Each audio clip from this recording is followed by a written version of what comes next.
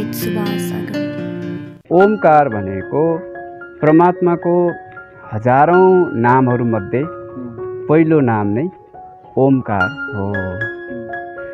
ओमकारमा लाई चाहिँ आत्मसात गर्नु नै एउटा अस्तित्वलाई स्वीकार्नु हो अथवा अस्तित्वको एउटा निरन्तर रूप हो।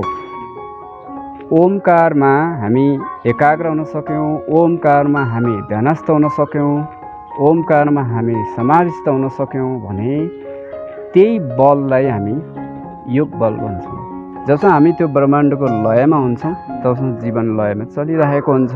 जब त्यो लयभन्दा हामी बाहिर आउँछौँ अनि हामी दुःखका कुराहरूमा बढी हामी चाहिँ फसिरहेका हुन्छौँ हैन। अब जीवनको मूल उद्देश्य भनेको यो ब्रह्माण्डसँग लयमा रहनु, त्यो लयमा रहनु होइन। त्यो लयमा रहँदैन भने त बिस्तारै बिस्तारै विनाश त सुरु भइहाल्छ। त्यो लय नहुनाले विलय हुन्छ। विलय हुन्छ। कुण्डली योग भनेकै के हो भन्ने मान्छेहरू भ्रममा छन्। पहिलो कुरो चाहिँ कुनै पनि योगको एउटा अन्तिम प्रक्रियाको स्थिति चाहिँ कुण्डलिनी योग हो। यो कुनै योगको एउटा विधा होइन। तपाईँ कुनै पनि योगबाट जानुहोस्, जब त्यो योगले तपाईँको चक्रसँग सम्बन्ध राख्छ र नाडीहरूसँग सम्बन्ध राख्छ, नाडी पनि विशेष गरी सुषुम्ना नाडी जुन हामी कस्मिक पाथ भन्छौँ, मिडल पाथ भन्छौँ, त्योसँग र चक्रसँग सम्बन्ध राख्छ भने र अनि त्यो चक्रबाट फलो हुने जुन प्राणको अर्को ट्रान्सफर्म रूप हो त्यसलाई हामी कुण्डलिनी भन्छौँ। ओमकारको उच्चारण नै ओमको ध्यान नै ब्रह्मयज्ञ हो, ब्रह्मविद्या हो अनि त्यो नै प्राणको स्रोत हो। ओम नै प्राणको स्रोत हो भनेर मानिएको छ। त्यस कारण त्यो ओम जसरी बनेको छ त्यसरी नै हाम्रो एटम भित्र आयन्स हुन्छ नि, इलेक्ट्रोन, प्रोटोन, न्युट्रोन, यही नै हो अ उ म। यसले तीनवटा, यो ब्रह्माण्डमा तीनवटा, यसैले ब्रह्म विष्णु महेश्वरलाई निर्धारण गर्छ। The Secrets of Life with Subhas Agam. नमस्कार, द सिक्रेट्स अफ लाइफको यो अर्को एपिसोडमा तपाईँहरूलाई स्वागत गर्न चाहन्छु। आज हामी जीवनलाई बुझ्नको लागि, जीवनलाई योगको दृष्टिबाट बुझ्ने प्रयास गर्नेछौँ। यही प्रयासमा आज हामी हिमालयन योगा सेन्टरमा आइपुगेका छौँ। आउनुहोस्, योगमै विधावारिधि गरेर योगको सेवा गरिरहनुभएका एकजना योगी डाक्टर सुबोध सिमखडाजीलाई कार्यक्रममा स्वागत गरौँ। नमस्कार, आराम हुनुहुन्छ? आराम छु। आज लक्ष्मी पूजा पनि हो। लक्ष्मी पूजाको दिन हामी यसरी भेट गरिरहेका छौँ। तिहारको तयारी कस्तो छ घरमा? तिहार सामान्य हिजोबाट सुरु भयो। हाम्रो हिन्दू परम्परा अनुसार, संस्कृति अनुसार जुन तयारी, जुन एउटा संस्कृति हो त्यसको चलिरहेको छ। पारिवारिक तयारी आफ्नो खालमा। हामीले यो कार्यक्रमको सुरुवात गर्दा मेरो पार्श्वमा, मेरो ब्याकग्राउन्डमा मैले पत्रकारिता धेरै लामो समयसम्म गरेर जीवनका आपाधापीमा जीवन जिउँदै क्रममा हामीले धेरै कर्महरू गर्छौँ, धेरै काम गर्छौँ, धेरै आफ्ना आफ्ना खालका चाहिँ अस्वस्थताहरू हुन्छन्। तर अन्ततगतवा जीवन केका लागि हो, मैले जीवनमा सही तरिकाले जीवन जिइरहेको छु कि छैन, मैले जीवन वास्तवमा जिउनु पर्ने कसरी हो, कस्तो जीवन बाँचिरहेको छु, वास्तवमा यो जीवनलाई जिउने कसरी रहेछ भन्ने प्रश्न जुन हरेकले जीवनमा एक क्षणमा चाहिँ सोध्ने गर्छ, यो प्रश्नलाई नै मूलमा राखेर यो कार्यक्रमको सुरुवात गरिरहेको छु।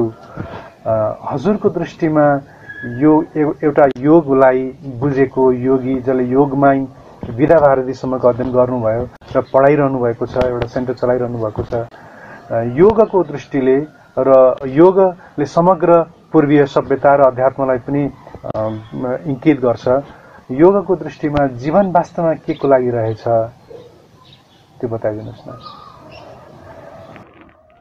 जीवन एउटा सृष्टिको नियमित प्रक्रिया नै हो। हजुर, जीवन भन्नाले मानव जीवन मात्रै होइन, 84 लाख योनिका कुराहरू गरिन्छ।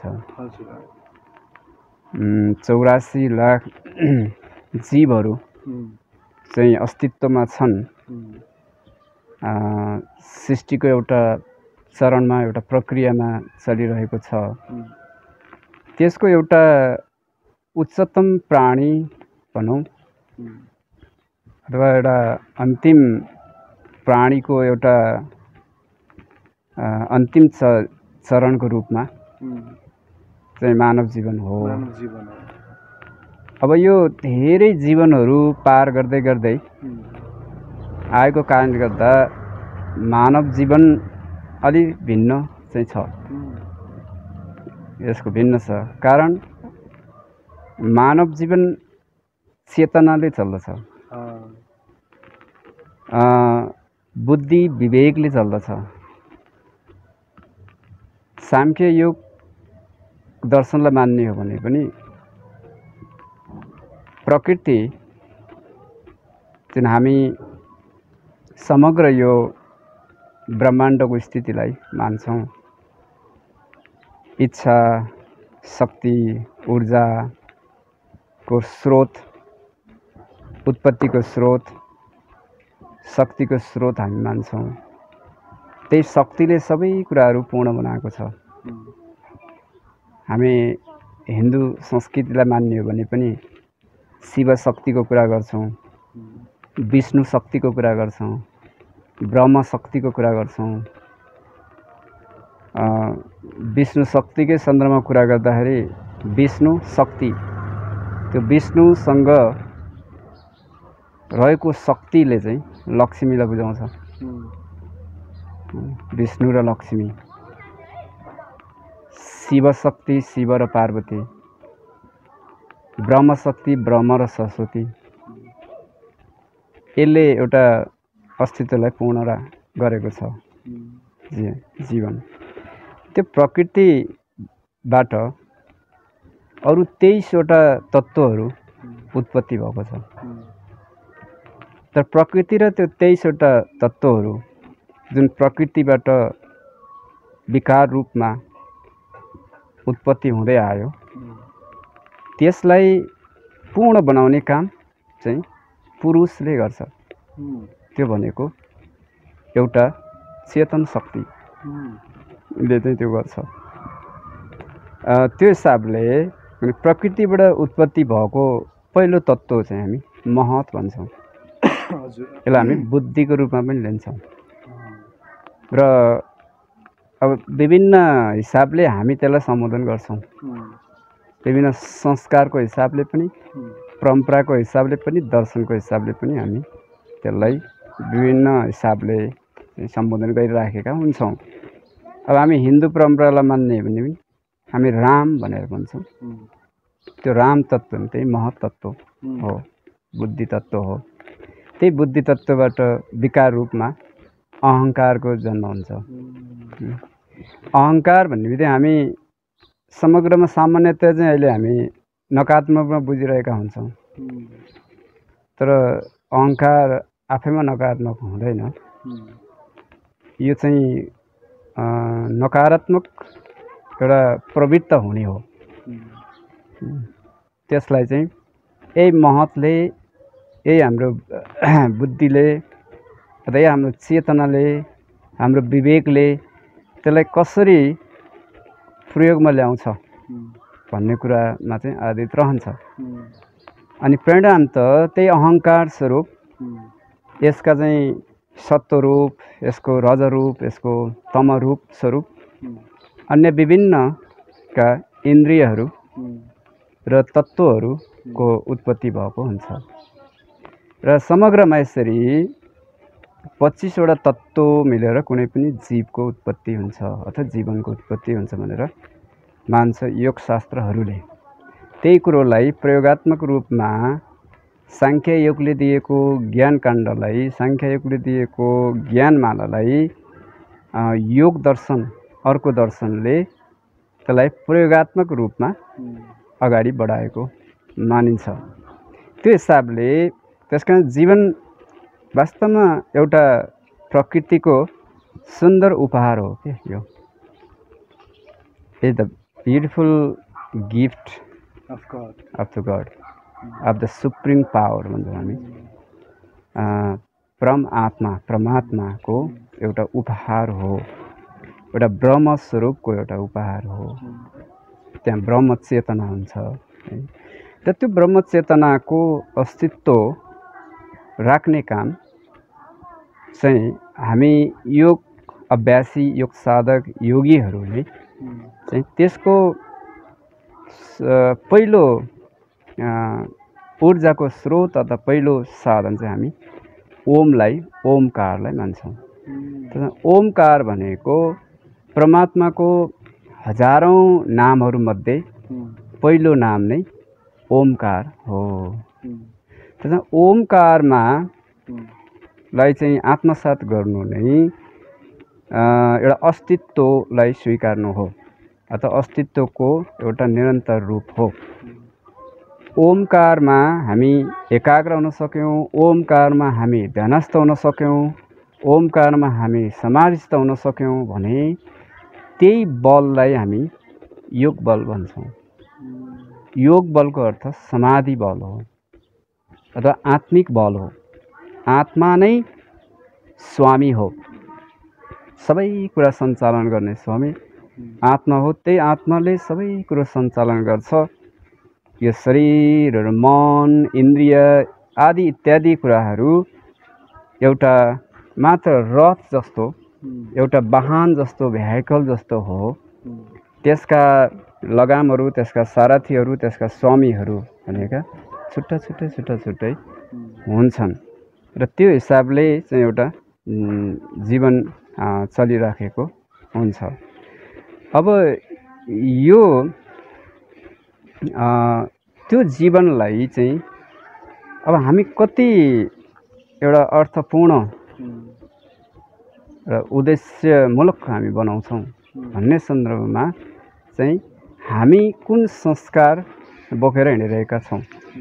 हामी मानव निर्मित संस्कार बोकेर हिँडेका हुन्छौँ या हामी चाहिँ प्रकृति निर्मित संस्कार, प्राकृतिक संस्कार अर्थात् ब्रह्माण्डीय संस्कार, ब्रह्माण्डले दिएको नीति नियम, कोड एन्ड कन्डक्ट, एथिक्स को आधारमा हामी चल्छौँ, प्रकृतिको कोड एन्ड कन्डक्टको आधारमा हामी चल्छौँ, अथवा तपाईँ एउटा मानव, एउटा समूहले, एउटा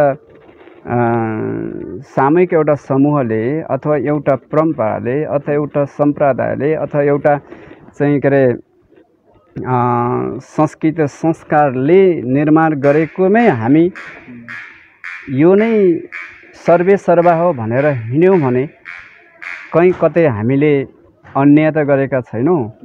जीवनको अर्थलाई हामीले बोध गर्न सकेका त छौँ भन्ने प्रश्नहरू चाहिँ यहाँ आउँछ।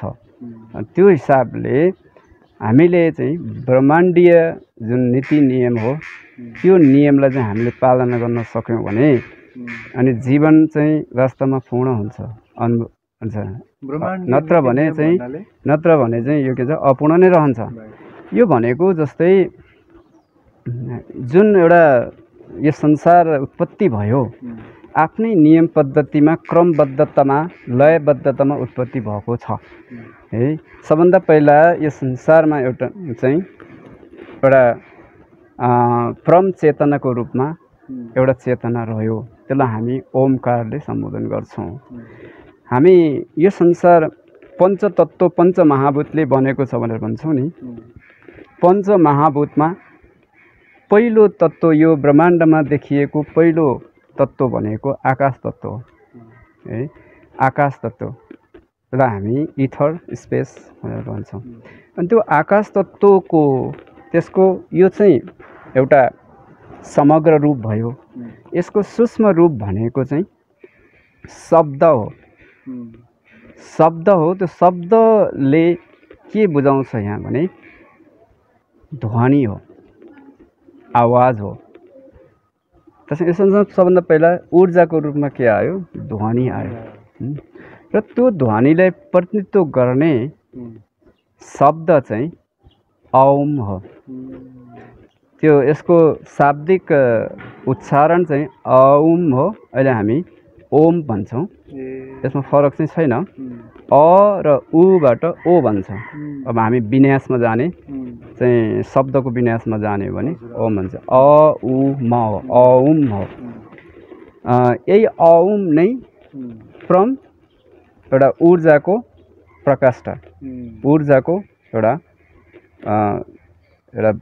पहिलो भनौँ न सुरुको स्थिति चाहिँ औम हो।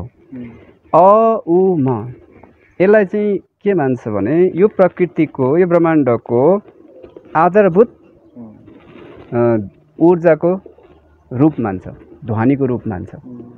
यो अ उ म fundamental sounds of the universe भन्छ।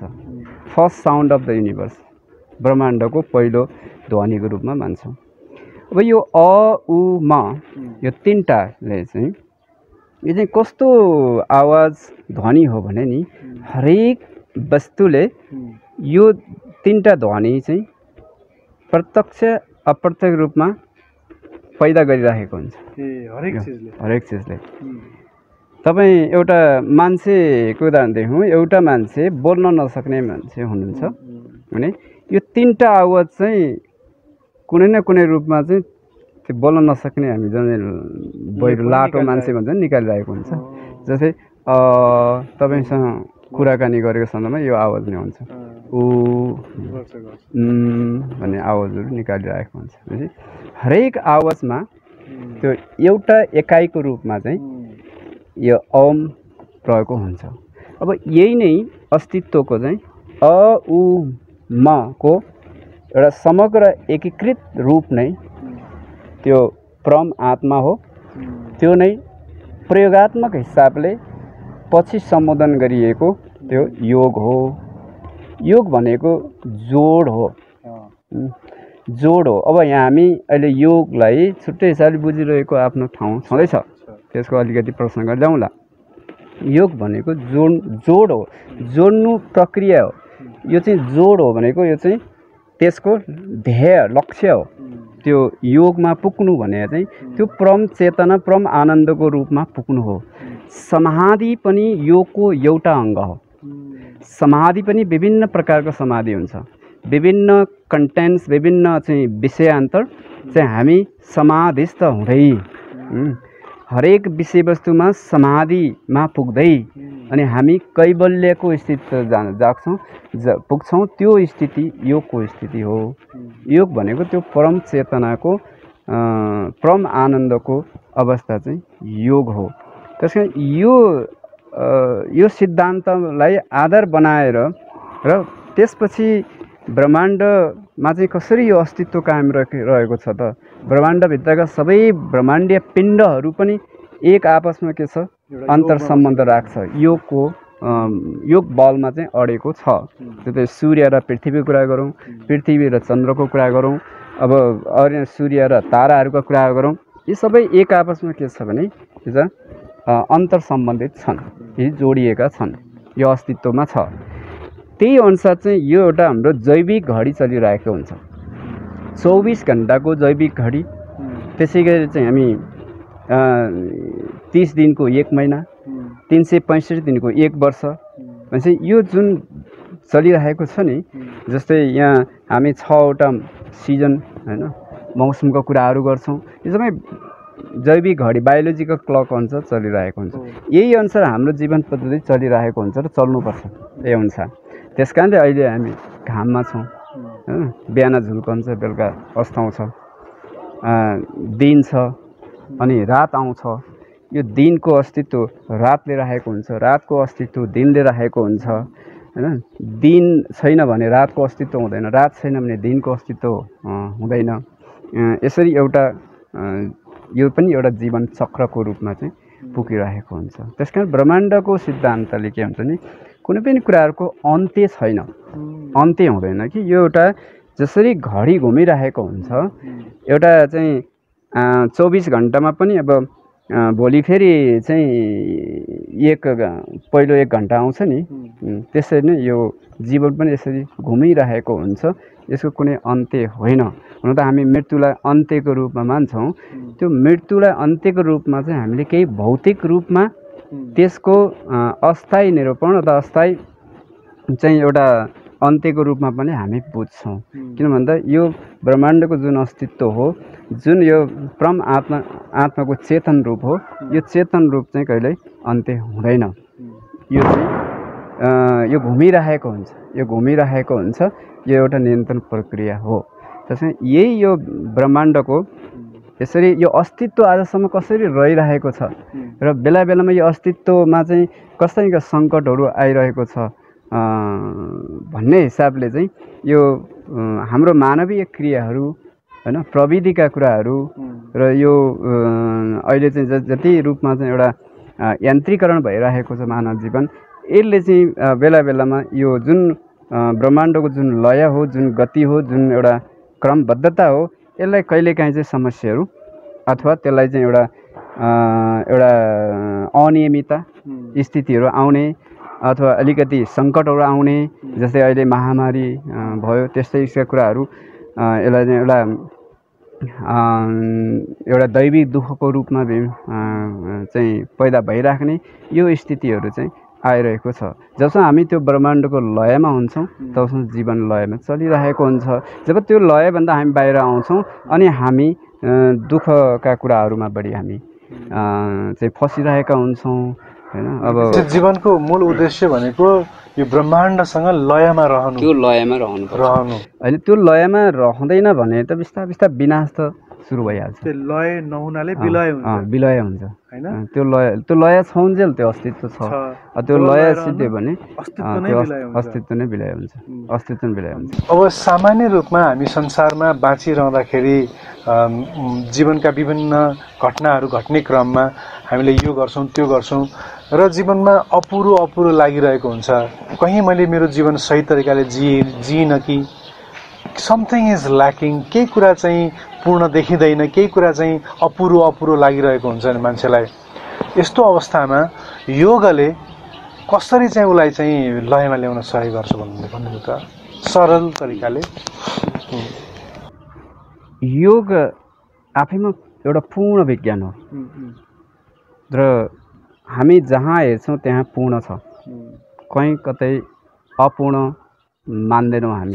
योगको सिद्धान्त हुन्छ हैन। सबै कुरो योगकै सिद्धान्त नियममा नै यो सृष्टिहरू भइरहेका छन्। हामीले देखेको वियोग पनि त्यो योग नै हो, एक किसिमको, जुन हामीले देख्न सकिरहेका छौँ। हामीले देख्न सकिरहेका छैनौँ। देख्न सकिने कुराहरू फेरि सीमित मात्रामा छन् कि जुन कुरो हामी देख्न सक्दैनौँ त्यो चाहिँ महाशक्ति अथवा एकदम शक्तिशाली भनेको त्यो कुरो हुन्छ। जस्तै हामी एउटा तार त हामी देख्न सक्छौँ, तर तारमा बगेको करेन्ट विद्युत त हामी देख्न सक्दैनौँ। अब त्यसको शक्तिलाई हेरौँ त हामी, कति चाहिँ त्यसले चाहिँ अथवा त्यसको राम्रो पक्ष र नराम्रो पक्ष, हानि र उपयोगको पक्ष, दुवै पक्षलाई हेरौँ त कति शक्तिशाली रहन्छ। हो त्यस्तै हामीभित्र पनि त्यो सूक्ष्म शक्ति हामीभित्र हुन्छ। हरेक कुराहरू हामीभित्र हुन्छ, तर हाम्रो एउटा विकास क्रमले चाहिँ के अलिकति एउटा अपूर्ण गराइदियो भने हामी बढी भौतिक संसारमा हैन, सांसारिक वस्तुहरूमा चाहिँ हामी अडिरुमल्यौँ हैन। त्यसको पछाडि चाहिँ हामी दौड्यौँ र यथार्थ जीवनको यथार्थ पक्ष चाहिँ हामीले भुल्यौँ हैन। मानवीय पक्ष हामीले भुल्यौँ, मानवीय विकास चाहिँ हामीले भुल्यौँ। थोरै केही गर्दै हामीले त्यसलाई चाहिँ मिस गर्दै गयौँ अथवा त्यसलाई चाहिँ छोड्दै गयौँ र हामी भौतिक विकास, भौतिक संसारतिर मात्रै लाग्यौँ। त्यसै यसले गर्दा अलिकति अपूर्ण भइरहेको सन्दर्भ हो। त्यस कारणले यो संसार सबै पूर्ण छ। हामी हरेक एउटा तत्त्व पनि, एउटा जीवात्मा पनि आफैमा पूर्ण हुन्छ। एउटा थोपा पानी पनि आफैमा पूर्ण हुन्छ, त्यहाँ पनि अक्सिजन र हाइड्रोजन हुन्छ। अनि त्यही थोपा थोपा थोपाबाट समुद्र बन्छ। त्यो समुद्रको पानीको उसको पानीको धर्म उसको गुणको संरचनामा जाने हो, त्यो पनि अक्सिजन र हाइड्रोजनले बन्छ। हजुरले यो भनिरहँदा त कस्तो पनि देखिन्छ भने हामीले अपूर्ण भनेको जीवन पनि पूर्णै छ त्यसो भए त भन्ने लाग्छ। तर पनि फेरि भित्र रूपमा त्यो के नपुगेको चाहिँ किन फिलिङ हुन्छ मान्छेलाई? नपुगेको फिलिङ जुन हुन्छ नि त्यो क्वेस्ट चाहिँ किन आउँछ? यस्तो हुन्छ, यो जीवन त सुख र दुःखको एउटा चक्र जस्तै हुन्छ, भइरहेको हुन्छ है। हामी यो संसारमा चाहिँ दुःख छ, यो एकदम स्वाभाविक कुरा हो। दुःख छ, तर त्यो दुःखको किन भयो त्यसको पछाडि कारण छ। दुःखको कारण छ। यो युगमा हामी हेय हेतु हानो पाए भन्ने एउटा योगको महत्त्वपूर्ण सिद्धान्त छ कि त्यसमा हरेक यहाँ सर्वत्र के छ, दुःख छ, हेय त्यो दुःख छ। अनि दुःख हुनुको पछाडि कारण छ। कर्म योगको एउटा सिद्धान्त के छ भने कारण र प्रभाव, कज एन्ड इफेक्ट भन्ने हुन्छ कि त्यो। त्यस कारण यदि दुःख छ भने दुःखको कारण त पक्कै छ। अब हामीले त दुःखको कारण पहिचान गर्न सकेका छौँ या छैनौँ? त्यसलाई डायग्नोस गर्न सक्यौँ सकेनौँ? त्यसलाई चिन्न सक्यौँ सकेनौँ? चिनेर पनि त्यसलाई व्यवस्थापन गर्न सक्यौँ सकेनौँ? नियन्त्रण गर्न सक्यौँ सकेनौँ? निरोध गर्न सक्यौँ सकेनौँ भन्ने कुरो चाहिँ महत्त्वपूर्ण हुन्छ। त्यसकारण त योग दर्शनमा योगको परिभाषा मा भनिएको छ, योग चित्त वृत्ति निरोध। चित्तका समस्त वृत्तिहरूलाई निरोध गर्नु चाहिँ योग हो। अब यहाँ हामी योगलाई त हामीले त यहाँ त व्यायाम होइन, शारीरिक चाहिँ के अरे हरकत कसरतको रूपमा मात्रै हामीले सीमित बनाइदिउँ। योग त एउटा ध्येय हो, एउटा लक्ष्य हो कि जहाँ यो सब प्रकारका वृत्तिहरू विचारहरूको चाहिँ निरोध हुने एउटा स्थिति हो। अब त्यो चाहिँ अनन्त यात्रा हो। एउटा एक जीवनमा एउटा चाहिँ के अरे पुस्तामा त्यो सम्भव हुँदैन। यसलाई हामीले प्रयास गर्दै जाने हो। कति कम गर्न सक्छौँ, कति त्यसलाई काम गर्न सक्छौँ, कति त्यसलाई घटाउन सक्छौँ, कति त्यसलाई चाहिँ के अरे शुद्ध बनाउन सक्छौँ, शुद्ध बनाउन सक्छौँ, सकारात्मक बनाउन सक्छौँ। त्यसरी चाहिँ के अरे गर्दै जाने हो। यो भनिरहँदा मलाई के पनि भन्न लाग्छ भन्दाखेरि नेपालको काठमाडौँ खाल्टोमा जति पनि योगीहरू हजुरले विद्यावारिधि नै गरेर आउनुभयो, पढेर आउनुभयो, अन्यले सिकेर ट्रेन भएर आउनुभएको होला विद्यावारिधि नभए पनि, विभिन्न योगीहरू चाहिँ योगा मात्रै सिकाएको देखिन्छ। उहाँहरूले योगाको क्लास ट्रेनिङ अझ भन्दा प्याकेजहरू बनाएर ट्रेनिङहरू दिइरहेको देखिन्छ। कुनै पनि योगी चाहिँ बाहिर आध्यात्मिक गुरुको रूपमा चाहिँ आएको देखिँदैन, जसले ध्यान सिकाओस्, जीवन दर्शन सिकाओस्। हजुरले यो भनिरहनु भएको छ कि योग भयङ्कर ठुलो दर्शन हो, जीवनलाई चाहिँ परमात्मासँग लय गराउने चिज हो भनिरहनु भएको छ। तर बाहिरबाट हेर्दा योगीहरूलाई, मैले हजुरलाई भन्दा पनि समग्र वृत्तिको कुरा गरिरहेको छु कि समग्रमा योगीहरूले योगा सेन्टर खोल्ने, योगा ट्रेनिङ गराउने, रेकी हिलिङ दिने, पैसा कमाउने, त्यही नै गरेको देखिन्छ। योगाको योगी चाहिँ कुनै पनि धार्मिक गुरुको रूपमा, आध्यात्मिक गुरुको रूपमा प्रवचन दिएर साधना सिकाएको देखिँदैन होइन र? कस्तो छ यो? हजुरले के भन्नुहुन्छ यसमा? होइन, अब something is better than nothing भन्छ है। नहुनु भन्दा केही हुनु राम्रो हो। त्यसलाई हामी सकारात्मकमा लिनै पर्छ। यो योगमा पनि एउटा पक्ष के छ भने शास्त्रीय हिसाबले पनि त्यहाँ एउटा आरोग्य पक्ष छ कि अहिले हामीले जति यहाँ विश्वभर नै अहिले योग यति चाहिँ प्रसिद्ध छ, हरेक विश्वका कुना काप्चामा चाहिँ प्रसिद्ध छ। यो चाहिँ एउटा आरोग्यको पाठ हो, आरोग्यता हो भनेको यो योग थेरापी हो। अहिले जसले मान्छेहरू चाहिँ त्यो उनीहरूको पूर्ण चुनौती पूर्ण चाहिँ एउटा चाहिँ पुरा ध्यान केन्द्रित गरिरहेको भनेको चाहिँ त्यो आरोग्य प्राप्त गर्नको लागि हो। हामी शारीरिक रूपमा, मानसिक रूपमा, भावनात्मक रूपमा, सामाजिक रूपमा, आध्यात्मिक रूपमा सांस्कृतिक रूपमा हरेक रूपबाट हामी विचलमा छौँ भनेको हामी अस्वस्थ छौँ, हामी वास्तवमा हामी रोगी छौँ हो। पहिला त हामी त्यो रोगबाट मुक्त हुनु पर्यो। त्यो रोगबाट मुक्त हुनको लागि पनि हामीले दिनचर्यालाई नै व्यवस्थापन गर्ने हो। त्यस कारणले त्यो योगमा अहिले जुन रूपमा चाहिँ तपाईँले योगा भनेर जुन शब्द भन्नुभयो त्यो वास्तवमा त्यो चाहिँ योगासन हो, आसन पाठ हो। शास्त्रमा चाहिँ त्यो पोस्चरहरूलाई चाहिँ कतै आसन भनेर दिएको छ, कतै योगासन भनेर दिएको छ। वास्तवमा चाहिँ जब चाहिँ मान्छे चाहिँ यो इन्डस्ट्रियल इरामा चाहिँ प्रवेश गर्यो, त्यो प्रवेश गरेपछि मान्छेलाई के छ भने शारीरिक व्यायामहरूको अभाव भयो। शारीरिक व्यायामहरूको अभाव भएपछि शारीरिक आवश्यकता पुरा गर्नको लागि उनीहरूले व्यायामको चाहिँ त्यसको विकल्पहरू खोज्दै जाँदाखेरि हैन, व्यायामको विकल्पहरू खोज्दै जाँदाखेरि चाहिँ उनीहरूले आसनलाई भेटाए विभिन्न शास्त्रहरूमा। तर त्यो आसनहरू थियो योग शास्त्रभित्र, तर अनि त्यो शास्त्रभित्र उनीहरूले त्यो आसनहरूलाई चाहिँ समाते अनि नामकरण गरियो योगा भनेर। त्यो चाहिँ योग आसन अथवा आसन अथवा योगासन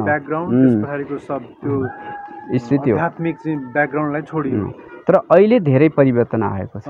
अहिले मान्छे अलिकति आध्यात्मिक चेतनाको विकास गर्न चाहने, अलिकति दर्शनका कुराहरू चाहने, पूर्वीय दर्शनका पूर्वीय चाहिँ हाम्रो ज्ञान विज्ञानका कुराहरू सिक्ने प्रयास गर्ने, अनि बढी चाहिँ अब ध्यानका कुराहरूमा चाहिँ बढी चाहिँ ध्यान दिने, यो राम्रो पक्ष हुन्।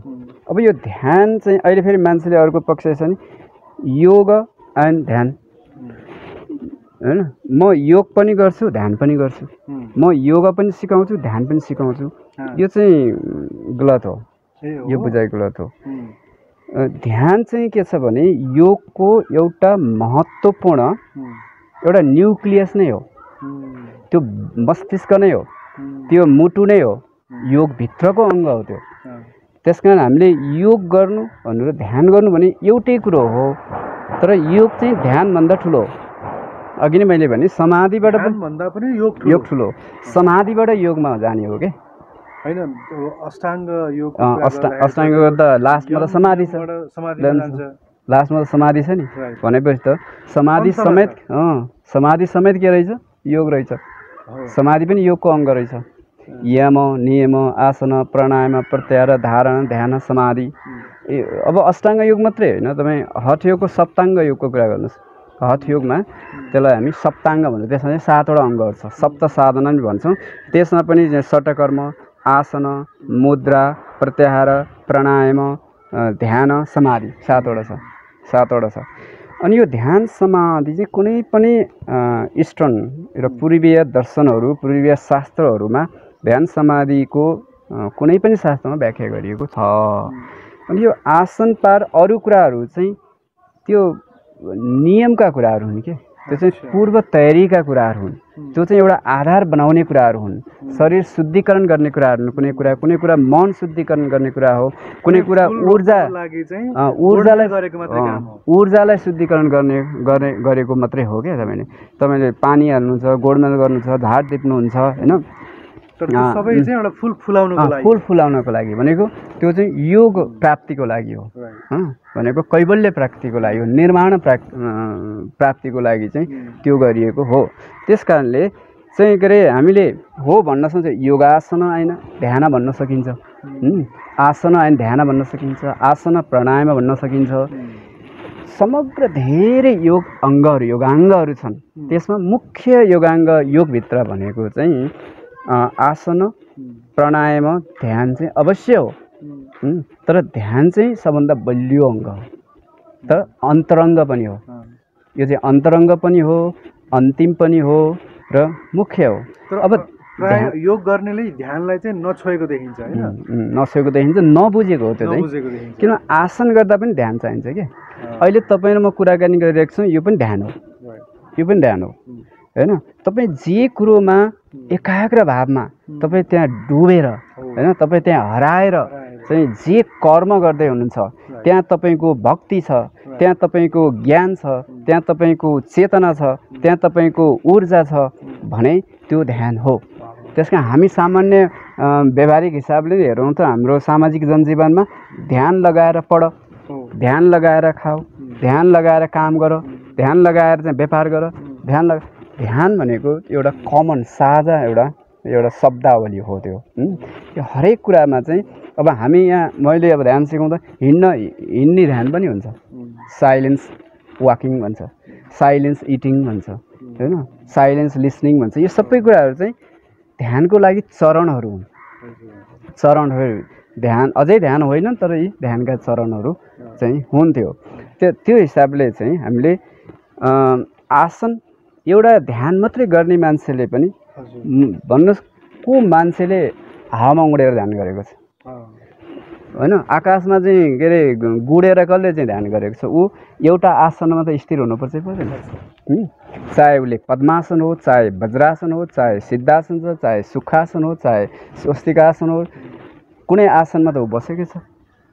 बुद्धले ध्यान गर्दा पनि पद्मासन लगाएका छन् होइन, अनि कुनै मुद्रा त गरेकै छन्, चाहे ज्ञान मुद्रा हो, चाहे भैरव मुद्रा हो, चाहे ध्यान मुद्रा होस्, कुनै मुद्रा त गरेकै छन्। यो योगाङ्ग हो। अनि त्यहाँ श्वासको कुरो त आएकै छ होइन, श्वास त हाम्रो सदाबार चलिरहेको हुन्छ। हामी जुन श्वासमा चाहिँ अनुलोम विलोमका कुराहरू गर्छौँ, यो प्राकृतिकबाट त अनुलोम विलोम भइरहेको हुन्छ। तपाईँको नाक 1-1.5 घन्टा एउटा नाक बढी चल्छ होइन, अर्को 1-1.5 घन्टा अर्को नाक चल्छ। यो प्राकृतिक अनुलोम विलोम हो होइन। श्वास त हामी लिइरहेका हुन्छौँ। जब तपाईँलाई ऊर्जाको आवश्यकता पर्छ तपाईँ यसैमा लामो सास फेर्नुहुन्छ, लामो सास लिनुहुन्छ। जब तपाईँ तनावमा हुन्छ लामो सास फेर्नुहुन्छ, जब तपाईँ डरमा हुनुहुन्छ लामो सास फेर्नुहुन्छ। यो के हो? यो चाहिँ प्राणायामको आयामहरू हुन्, श्वास क्रियाहरू हुन्। प्राणायाम चाहिँ अझै एडभान्स हो। त्यसमा चाहिँ कुम्भकका कुराहरू आउँछ। तपाईँ लामो सास लिँदा चट्ट 2-4 सेकेन्ड तपाईँ रोकिनु भएको छ, एउटा पजको स्थिति भयो भने अब त्यहाँबाट प्राणायाम सुरु हुन्छ। तपाईँ लिने छोड्ने मात्रै चाहिँ त्यो क्रियाहरूको आधार बनेर हामी मान्छौँ। त त्यो हिसाबले यो एउटा महासागर जस्तो यो एउटा विधा हो। यसलाई हामीले चाहिँ अब त्यो भनिन्छ नि के अरे अधकल्चो ज्ञान भन्दा अज्ञानै बेस भन्दाखेरि अज्ञान भएको मान्छे जति ऊ आफै समाधिस्थ अवस्थामा हुन्छ हो त नि है, अज्ञान भएको मान्छे। त्यो अधकल्चो ज्ञान भए मान्छे चाहिँ जति महायोगी जति महाध्यानी भए पनि त्यो मान्छे तनावमै छ। किन भन्दा उसले सोचिरहेको हुन्छ, उसले अनेक तर्कना गरिरहेको हुन्छ। जब त्यहाँ तर्कना आउँछ नि, जब त्यहाँ अनेक प्रकारका विचार आउँछ, अनेक प्रकारका प्रश्न आउँछ भने त्यहाँ शान्ति छैन, त्यहाँ शान्ति छैन भन्ने एउटा आधार भन्छ। त्यसकारण बरु अज्ञानै बस कि भने खुलस्त सबै संसारै बुझ्नु पर्यो होइन, तोम शरणमै गर्नु पर्यो होइन। अब त्यसलाई कुनै पनि बन्धन हुनु भएन, न समाजको बन्धन, न परिवारको बन्धन, न संस्कारको बन्धन, न वेशभूषाको बन्धन, न होइन धर्मको बन्धन, न भाषाको बन्धन। ऊ त्यो सबै बन्धनबाट मुक्त भयो भने मात्रै ऊ वास्तवमा योगी स्थितिमा जाने हो। हामी त्यो बन्धनबाट मुक्त हुन त सकेको छैनौँ, हाम्रो प्रयास मात्रै हो। हाम्रो प्रयास चाहिँ जारी राख्नुपर्छ। त्यो प्रयास गर्ने सन्दर्भमा आफूलाई पनि म प्रयासरत म त जिज्ञासु सिकारू विद्यार्थी हो जसले विधाबारे गरिसक्यो। म 24-25 वर्ष भइसक्दमा म विद्यार्थी नै हो। अझै जति बुझ्दै जान्छ त्यति नै तपाईँलाई चाहिँ दुई विधा अथवा के भन्छ त्यसलाई कन्फ्युजन चाहिँ आइरहेको हुन्छ। त्यसमा जब फेरि यो सेक्टर यस्तो हो, तपाईँ एउटा सेक्टरमा गइसकेपछि, एउटा लेभलमा गइसकेपछि यदि कुनै विषयवस्तुमा कन्फ्युजन क्रिएट भयो भने मान्नुहोस् तपाईँको त्यहाँ बिहाइन्ड सक्सेस, त्यसको पछाडि सफलता छ। If you are confuse that's why if I could make you confusion it's my success। तपाईलाई मैले कन्फ्युजन गर्न सकेँ भने त्यो मेरो सक्सेस हो। किनभने त्यो कन्फ्युजनले तपाईँको लेभललाई चाहिँ फेरि एक लेभलका मान्छे चाहिँ फेरि अब रिटर्न हुन सक्छ क्या, फर्कन सक्छ। बुझ्दै बुझेन कुरा भनेर बुझ्दैन भन्छ यो खतम विज्ञान रहेछ भन्छ उसले, यो खतम साइन्स र खतम विज्ञान रहेछ। अब एक लेभलका मान्छेले चाहिँ के छ भने साँच्चै हो त के हो त भनेर अब ऊ चाहिँ अझै धक्का दिन थाल्छ, लगाव गर्छ, उसले डिटरमाइन गर्छ, अझ डिभोट हुन्छ होइन, अझै त्यो प्रति नजिक हुने प्रयास गर्छ र उसले एउटा सोल्युसन एउटा समाधान उसले पाएरै छोड्छ। त्यसकारण त्यो एउटा प्रश्नको पछाडि चाहिँ अध्यात्म विज्ञान अनुसार योग विज्ञान अनुसार त्यहाँ हजारौँ उत्तरहरू हुन सक्छन् के उसले त्यो उत्तर खोज्दै खोज्दै खोज्दै खोज्दै जान्छ। तर यो स्थितिले गर्दा चाहिँ के भन्छ सबभन्दा अविद्या नै सबभन्दा दुःखको कारण हो। मैले चाहिँ एकजना योगी साथी हुनुहुन्थ्यो, उहाँले योग लामो समय गर्नुभयो, प्राणायाम गर्नुहुन्थ्यो। म चाहिँ ध्यानको साधनाको म पनि साधक भएको हुनाले उहाँ योग मात्र गर्नुहुन्थ्यो, सोकल ध्यान गर्नुहुँदैन थियो उहाँले। हामी ध्यान गर्छौँ, योगमा त्यति साह्रो धेरै हजुर जस्तो निमित्त छैनौँ। अनि प्राणायाम गर्ने क्रममा मलाई विभिन्न खालका चाहिँ अनुभूतिहरू हुन्छन्, विभिन्न खालका चाहिँ एक्सपिरियन्सेसहरू हुन्छन्, मलाई चाहिँ विभिन्न खालका सेन्सेसनहरू हुन्छन्, मलाई विभिन्न खालका साउन्डहरू सुन्छु। म कन्फ्युजनमा छु यो के हो भनेर मलाई सोध्दै हुनुहुन्थ्यो। म जस्तो एउटा सामान्य व्यक्तिलाई सोध्दै हुनुहुन्थ्यो। म यहाँ के भन्न खोजिरहेछु भन्दा योगामा धेरै गहिरोसँग गएर साधना गरिरहनुभएका योगाको शिक्षकैको रूपमा काम गरिरहेका मान्छेहरूमा पनि यस्ता अनुभूतिहरू आउँदाखेरि त्यो अनुभूतिलाई फेरि व्याख्या गरिदिने उहाँहरूसँग नै त्यो अन्डरस्ट्यान्डिङ रहेनछ। अनि उहाँले साधना गर्ने ध्यान गर्ने व्यक्तिहरूलाई सोधिरहनु भएको छ, यो अनुभूति मैले गरेँ प्राणायाम गर्दा, मैले बुझिनँ यो कुरा भन्ने। त्यहाँभित्र पनि त्यो खालको ल्याकिङ देखिन्छ नि होइन। एउटा कुरो त हरेक विधामा जब तपाईँ प्रवेश गर्नुहुन्छ त्यहाँ हरेक पाइलामा क्राइसिस भन्छ क्या, उभारहरू भन्छ। त्यो साधनाको उभार होस्, त्यो उपचारको उभार होस्, अथवा त्यो ज्ञानको उभार होस्, त्यो उभारहरू आउँछ। उसले कहिले सहजता महसुस गर्ने, कहिले अस्वस्थता महसुस गर्ने। सहजतामा यो दुइटै सहज र अस्वस्थता चाहिँ उसले ग्रिप गर्न सक्नु पर्यो, त्यसलाई सहन सक्नु पर्यो, त्यसलाई बोध गर्न सक्नु पर्यो, नियन्त्रण राख्नु पर्यो। अनि जब तपाईँले चाहिँ त्यहाँ इच्छा जाहेर गर्नुहुन्छ, कुनै कुराको प्राप्तिको छिटो इच्छा जाहेर गर्नुहुन्छ, त्यहाँ कामना छ, त्यहाँ चाहिँ के अरे आसक्ति छ, त्यहाँ चाहिँ तपाईँको डिजायर्ड हाई छ, एकदम अपेक्षा हाई छ, र तपाईँ जबरजस्ती गर्न खोज्दै हुनुहुन्छ भने छोड्नुहोस्, त्यो छोडेकै राम्रो। त्यसले हुनेवाला केही पनि छैन। तपाईँलाई मात्र के चाहियो भने तपाईँको इनिसिएसन सही हुनु पर्यो, तपाईँको बेसिक आधारभूत सिद्धान्त थाहा हुनु पर्यो, आधारभूत विधिहरू थाहा हुनु पर्यो। अनि त्यसको एउटा चाहिँ के अरे पद्धति लयबद्ध थाहा हुनु पर्यो, र अनि मात्र तपाईँको निरन्तरता र भक्ति हुनु पर्यो। निरन्तरता हुनु पर्यो, चाहे तपाईँ 24 घन्टामा 24 मिनट गर्नुहोस् अथवा 24 सेकेन्ड एकपल्ट तपाईँ आफ्नो श्वासलाई गहिरो लामो बनाएर साक्षात्कार गर्नुहोस्। तपाईँ श्वासको साक्षी बन्नुहोस् 24 सेकेन्ड भए पनि पुग्छ, तर निरन्तरता चाहियो। र अनि त्यो निरन्तरताको पछाडि तपाईँको डिभोसन चाहियो, भक्ति चाहियो, प्रेम चाहियो। तपाईँले त्यो जे कुरोलाई निरन्तरता दिनुभएको छ त्यसमा तपाईँको प्रेम छ, लगाव छ, श्रद्धा छ, भाव छ भने त्यसले तपाईँलाई लक्ष्यतिर पुर्याउँछ। होइन भने त्यो समय पनि तपाईँको बर्बाद हुन्छ, मन पनि बर्बाद हुन्छ, तपाईँको लगानी पनि बर्बाद होला, पैसा पनि बर्बाद होला। तर त्यो एउटा प्रक्रियामा चाहिँ जानुपर्ने हुन्छ, अनि मात्रै पूर्ण चाहिँ सफल हुन्छ।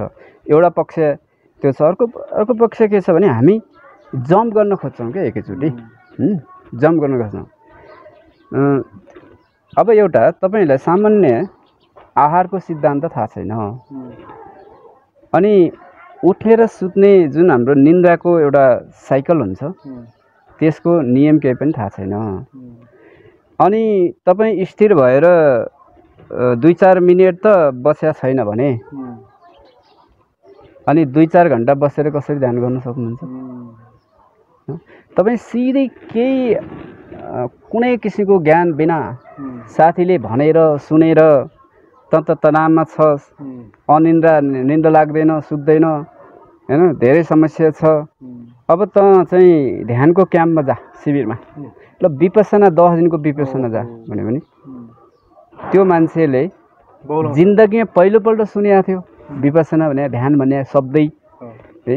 अब त्यो मान्छे त्यहाँ गएपछि फेरि सबै त बहु आउँदैन कतिलाई चाहिँ। तर हामी चाहिँ एउटा आधिकारिक एउटा हिसाब र एउटा विज्ञानको उसबाट आएको हिसाबले त्यहाँ 1% चाहिँ अपवाद रहन्छ भने पनि हामीले नियम भन्नै पर्ने हुन्छ। हो, त्यो स्थिति आउन सक्छ, झन् साइकिक हुनसक्छ, झन् डिप्रेसनमा जान सक्छ, के अरे ग्यास्ट्रिक बन्न सक्छ, टाइफाइड हुनसक्छ, केही समस्या हुने सम्भावना चाहिँ रहन्छ, तर सबैलाई होइन, तर धेरै गाह्रो चाहिँ हुन्छ। अब त्यही मान्छेले कमसेकम एउटा कुनै अब यस्तै योग आश्रमहरूमा अथवा योग प्राकृतिक चिकित्सा अस्पतालहरूमा अथवा यस्तै स्वास्थ्य सम्बन्धी राम्रो परामर्श गर्न सक्ने प्राकृतिक स्वास्थ्य, रोगको परामर्श फरक हो। जुन मेडिकल डक्टरले रोगको कुरा गर्ने हो, स्वास्थ्यको कुरा कमै हुने गर्छ। त्यहाँ स्वास्थ्यको कुरा फरक हुन्छ। स्वास्थ्य भनेको हाम्रो इन्ट्रिन्सिक हो, आन्तरिक स्वभाव हो। यो हामीले जन्मसिद्ध लिएका हुन्छौँ। यो कुनै एक्वायर्ड बाहिरबाट चाहिँ बजारमा किनेर म स्वास्थ्य प्राप्त गर्छु भन्ने कुरो होइन। भिटामिन सी खाएर म स्वास्थ्य गर्छु, म चाहिँ के अरे एन्टिबायोटिक खाएर म स्वास्थ्य प्राप्त गर्छु भन्ने सिद्धान्त होइन। त्यो चाहिँ रोगलाई दबाउँछु, रोगलाई चाहिँ अलिकति ठिकमा ल्याउँछु, रिकभरीसम्म हुन्छु भन्ने चाहिँ हो। त्यसको लागि चाहिन्छ। तर स्वस्थ होइन, स्वस्थ त तपाईँको हातमा हुन्छ, स्वस्थ त तपाईँको मस्तिष्कमा हुन्छ, स्वस्थ त तपाईँको हृदयमा हुन्छ। त्यस कारण त्यो कुरोलाई बुझ्यौँ भने मात्रै अनि हामी आफ्नो समग्र स्वस्थ हेल्थ, अनि त्यसपछि हामी ह्याप्पिनेसको लेभलमा, त्यसपछि एउटा हार्मोनी र सुपर कन्सियसको लेभलमा हामी अगाडि बढ्न सक्छौँ। तर स्वास्थ्यको आधार चाहिँ हुनै पर्यो। एउटा आम रूपमा हाम्रो यो कार्यक्रम हेरिरहेको, हामीलाई हेरिरहेको एउटा चाहिँ सामान्य मान्छेले म एउटा यौगिक जीवन बाँच्छु र म अब पर यो प्रकृतिको चाहिँ लयमा आउने प्रयास गर्छु भनेर भन्छ भने उसले घरमा सामान्यतया खानपिनदेखि लिएर उठबसदेखि लिएर एउटा सामान्य रुटिन बताइदिनुहोस् न, कस्तो जीवनयापन गर्दाखेरि चाहिँ उसले ब्यालेन्स लाइफ जिउन सक्छ घरमा नै, खानपिनदेखि लिएर बिहानदेखि लिएर सुरु गरिदिनुहोस् त। अब यो 24 घन्टाको जैविक घडीमा जीवन चल्नुपर्छ भनेर मैले पहिल्यै सम्बोधन गरिसकेको छु। यसको अर्थ के, अब हामीले पहिलो कुरो चाहिँ हामी उठ्ने समय र सुत्ने समय सन्तुलन हुनु पर्यो, एकै समय प्राय हुनु पर्यो। एकै समय भने चाहिँ फेरि एक्ज्याक्ट समय हुनुपर्छ भन्ने चाहिँ छैन कुनै सिद्धान्तले। जस्तै बिहान 2 देखि 6 बजेको समय चाहिँ बातकाल हो। 2 बजेदेखि 6 बजे बिचमा चाहिँ एउटा समय तपाईँले नियमित गर्न सक्नुहुन्छ, उठ्ने समय, उठ्ने समय होइन। अनि एउटा यो दक्षिणायन र उत्तरायणको आधारमा चाहिँ आधा घन्टा अगाडि पछाडि भयो भने केही समस्या होइन। तपाईँको जस्तै तपाईँ गर्मीको समयमा 5:30 बजे उठ्नुहुन्छ भने जाडोमा तपाईँ 6 बजे पुग्नुभयो भने पनि त्यो तपाईँको साइकलका मिलिरहेको हुन्छ क्या, मिलिरहेको हुन्छ। तर 1.5 घन्टा 2 घन्टा अगाडि पछाडि चाहिँ हुनु भएन है। तर सामान्य अब जाडोले गर्दा सिरक बढी भित्र बसेको गर्छ नि मान्छे, त्यो गर्न चाहिँ अब बिचको समय खोज्ने भने चाहिँ 3 देखि 5 भने 5 बजे आसपासको समय चाहिँ वास्तवमा उठ्ने समय हुन्छ।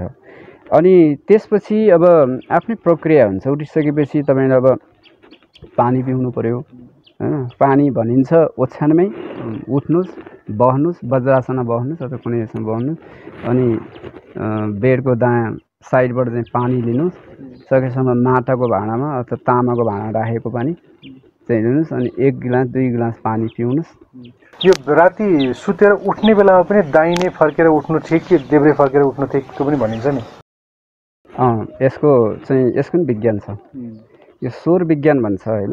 यो सौर विज्ञान आफ्नो एउटा फेरि महान विज्ञान छ। यसमा तपाईँको सौरको आधारमा तपाईँको प्रकृति, तपाईँको स्वभाव, तपाईँको रोग, तपाईँको सबै कुरो थाहा पाउन सकिन्छ। यो चाहिँ अब त्यसमा चाहिँ त्यो मान्छे समस्याबाट ग्रसित मान्छे हो अथवा नर्मल मान्छे हो, यो थाहा पाउनु पर्ने हुन्छ। अब नर्मल मान्छेले तपाईँको सामान्य ऊर्जाको अनुभव के भइरहेको छ त्यो आधारमा हुन्छ, त्यो आधारमा गर्ने हुन्छ होइन। अब त्यो सुत्दा पनि यसमा सुत्नु, उठ्दा पनि यसमा सुत्नु भन्ने चाहिँ हुन्छ है। अब त्यसमा तपाईँको समस्या के भन्ने हो के, तपाईँको जस्तै भने खाना खाने बित्तिकै तपाईँको लेफ्टपल्टै सुत्नुभयो, लेफ्टपल्ट सुत्नु भनेको तपाईँको स्टिल डाइजेसन, पाचन क्रिया चाहिँ राम्रो हुने सम्भावना हुन्छ भनेको दायाँ माथि हुँदाखेरि तपाईँको सूर्य ऊर्जा चाहिँ बढी सञ्चालनमा आउँछ। सूर्य ऊर्जा बढी सञ्चालनमा आउँदाखेरि तपाईँको पिङ्गला नाडीले चाहिँ बढी काम गर्ने हुन्छ र तपाईँको पाचन क्रिया चाहिँ अझै राम्रो हुने सम्भावना रहन्छ भन्ने हुन्छ। अब यी कुराहरू, यस्ता कुराहरूमा चाहिँ फेरि अब तपाईँको अब हार्टको ब्लक छ, हार्ट प्रब्लम छ, मुटुको समस्या छ भने फेरि त्यस्तोलाई चाहिँ फेरि यतापट्टिको दाहिनेपट्टिको चाहिँ राम्रो हुन्छ भन्ने सिद्धान्तहरू पनि छन्। एउटा आधार थियो। अर्को आधार चाहिँ धेरै कुरा हेर्नुपर्ने छ। तपाईँको उच्च रक्त हो कि निम्न रक्तचाप हो कि तपाईँ के अरे कति अलिक प्यासिभ टाइपको मान्छे हो कि एक्टिभ टाइपको मान्छे हो कि होइन, अलि एग्रेसिभ हुने खालको हो कि, अथवा यी सबै कुराहरूमा चाहिँ निर्भर हुन्छ सामान्यतया। ठिक छ, हामी बिहानको कुरा गर्दै थियौँ। अनि त्यसपछि अब तपाईँले अनि बिहानको अब हाम्रो शौचका क्रियाहरू, पानी पिउनु पऱ्यो। पानी पिइसकेपछि अब अलिकति 1-2 मिनट सामान्य मुभमेन्ट हल्का चाहिँ हिँड्यो भने राम्रो हुन्छ। त्यसै गरी अब कसैलाई पहिले कब्जियतै छ भने चाहिँ तिनवटा चाडा चाहिँ हल्का व्यायाम गरेर अनि हामी बाथरुम जाने प्रयास गर्न सक्छौँ। त्यसलाई हामी टिटिके भनेर भन्छौँ। चाहिँ उठेर चाहिँ शरीर पुरा तन्काउने एउटा आइटम होइन। अनि अर्को चाहिँ त्रियक ताडासन भन्छ, दायाँ र बायाँ जाने। अरू चाहिँ कटी चक्रासन हुन्छ, चाहिँ यसरी हुने। एटलिस्ट यो 3टा चाहिँ हल्का गर्ने, 4-4 पटक जस्तो गर्ने। बल नगरिकन जबरजस्ती गर्न मिलेन। यसमा चाहिँ धेरै रोक्न पनि मिलेन, आसनको फर्ममा जान पनि मिलेन। अलिकति क्रियाको हिसाबले, व्यायामको हिसाबले गर्नु पऱ्यो। त्यसपछि बाथरुम जाने अभ्यास गर्ने होइन। बाथरुम मानौ तपाईँको आउने अवस्था छैन भने पनि तपाईँ अब चाहिँ पिसाबको हिसाबले जानुभएको छ भने पनि तपाईँको कल्पना चाहिँ कि म पुरा बाथरुम चाहिँ म गर्न गइरहेको छु भन्ने एउटा कल्पना साथ त्यो बानी एउटा गर्ने। अनि बिहानको चाहिँ अब आफ्नो समयअनुसार तपाईँले 24 मिनटदेखि बढी तपाईँको समयअनुसार 24 मिनट चाहिँ 24 मिनट, र 40 मिनट चाहिँ 40 मिनट, 1 घन्टा चाहिँ 1 घन्टा एउटा नियमित साधनाको प्रक्रिया अपनाउनुहोस्। अनि त्यो नियमित साधनाको प्रक्रिया अपनाउँदाखेरि तपाईँले मानौ तपाईँसँग चाहिँ 40 मिनटको समय छ भने आधा घन्टाको समय चाहिँ तपाईँले तपाईँको फिजिकल बडीलाई नै दिनुहोस्, भौतिक शरीरलाई नै दिनुहोस् 50% टाइम। अनि 50% टाइम चाहिँ तपाईँले बाँड्नुहोस्। 25% तपाईँको श्वासलाई दिनुहोस्, प्राणायामलाई दिनुहोस्, 25% तपाईँले ध्यानलाई दिनुहोस्। एउटा कुरो के ख्याल गर्नुहोस् भने तपाईँले 2 मिनट पनि ध्यान गर्नु भएको छैन भने चाहिँ तपाईँले योग गरेको मानिँदैन, शास्त्रीय हिसाबमा मानिँदैन। तपाईँ 2 मिनट पनि ध्यान गर्नुभएको छैन, तपाईँ अन्तिममा चाहिँ अन्तिममा 2 मिनट पनि तपाईँ एकछिन मौन बस्नु भएन, एकछिन आफ्नो श्वासलाई हेर्नु भएन, अथवा आफूले सिकेका ध्यान विधिहरू सिकेको विधिहरू प्रयोग गरेर गर्नु भएन भने भनेको तपाईँले योग गर्दै हुनुहुन्छ, त्यो तपाईँले व्यायाम गर्नुभएको मानिनेछ, व्यायाम गर्नु मानिनेछ, त्यो तपाईँको योग हुँदैन होइन। योगमा चाहिँ तपाईँको अन्तिम फुल स्टप भनेको ध्यान चाहिँ हुनै पर्यो। किन भन्दा ध्यानमा नपुगिकन तपाईँ त्योभन्दा माथिको स्थिति तपाईँले कामना गर्न सक्नुहुन्न। तपाईँ समाधिमा जान सक्नुहुन्न, तपाईँ परम चेतनामा जान सक्नुहुन्न, तपाईँ खुसी आनन्द हुन सक्नुहुन्न। स्थिति त्यो पूर्ण चाहिँ हुनु पर्यो। तपाईँहरूले 24 मिनटको समय 20 मिनटको समय मात्रै प्रयोग गरेर चाहिँ लास्टमा 5 मिनट समय भने चाहिँ ध्यान लगाऊ खास। किनभने 10 मिनट भौतिक, 5 मिनट श्वास प्रश्वास, 5 मिनट ध्यान। अब आवश्यकता अनुसार तपाईँ आरोग्यको स्थितिमा हो भने चाहिँ फेरि तपाईँ आवश्यकता अनुसार तपाईँलाई व्यायाम बढी हो कि व्यायाम बढी गर्न सक्नुहुन्छ। त्यो मान्छेको लागि चाहिँ प्राणायाम बढी चाहिने हो कि त्यो गर्न सक्नुहुन्छ, अथवा त्यो प्रकृतिको मान्छेलाई ध्यान बढी चाहिने हो कि अलिकति ध्यान बढी गर्न पनि सक्नुहुन्छ। ओके, मूलतः ध्यान यो कुन मान्छेलाई कुन बढी चाहिन्छ बताइदिनुहोस् न। जस्तो ध्यानको कुरा हामी त्यो क्षेत्रमा त्यो विषयमा प्रवेश गर्दैछौँ भने त तपाईँलाई व्यायामै पहिला चाहियो। व्यायाम त शरीर शुद्ध त हुनु पऱ्यो नि। तपाईँलाई फोहोर भाँडामा पानी राखेर दियौँ भने तपाईँ खानुहुन्छ? खानुहुन्न होइन।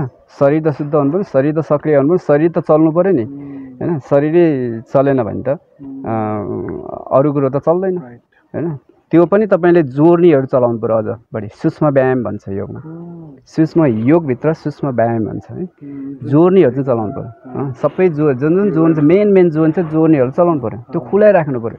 अनिको तपाईँको रक्त सञ्चार बढ्ने भयो, तपाईँका हर प्रकारका ट्रान्सपोर्ट सिस्टमहरू ठिक हुने भयो, कम्युनिकेसन सिस्टमहरू ठिक हुने भयो होइन। संवेदनाहरूको चाहिँ के अरे सञ्चार चाहिँ बढी ठिक ढङ्गबाट हुने भयो। अनि तपाईँ चाहिँ त्यहाँ चाहिँ रोकिएका चाहिँ थुनिएका अड्किएका चाहिँ अवरोधहरू चाहिँ खुल्ने भयो। पहिला त्यहीँबाट सुरु गर्नु पर्यो। अनि बिस्तारै बिस्तारै सूक्ष्म व्यायामबाट अनि बिस्तारै बिस्तारै तपाईँ आसनहरूमा जाने हो। व्यायाम र आसन पनि फरक हो होइन। केही कुराहरू कमन फाइदा हुन्छ, बेनिफिट्स हुन्छ र केही कुराहरू तर त्यसको ध्येय लक्ष्य चाहिँ अलिकति फरक हुन्छ। व्यायाम एउटा लेभलको हो, आसनहरू चाहिँ आफैमा ध्यान हो। आसनहरू चाहिँ तपाईँले त्यहाँ सबै कुराहरू एक ठाउँमा ल्याउनु पर्ने हुन्छ। तपाईँको ऊर्जाको लेभल, तपाईँको चेतनाको लेभल, तपाईँको श्वासको लेभल, सबै कुराहरूलाई एक ठाउँमा ल्याएर अझ त्यहाँ चाहिँ योगका अङ्गहरू त्यहाँ आसनभित्र त्यहाँ चाहिँ बन्धहरू जोडिन्छ, मुद्राहरू जोडिन्छ, यी श्वासहरू जोडिन्छ, यी धेरै कुराहरू छन्। ठिक छ। प्राणायाम चाहिँ कुन खालको व्यक्तिलाई बढी चाहिन्छ? जसलाई शुद्धिकरण बढी गर्नु छ त्यसलाई पनि चाहियो, शुद्धिकरण बढी गर्नुपर्ने, जसको प्राण लेभल कम छ। हाम्रो नेचुरल जुन रोधात्मक क्षमता हो, प्रतिकारात्मक क्षमता भन्छ नि, अहिले यही कारणले गर्दा त समस्या हो यो कोरोनाको महामारीमा। हामीसँग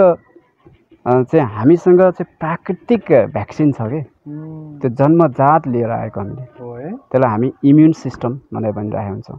त्यो हरेक रोगसँग लड्न सक्ने क्षमता हामीसँगै छ।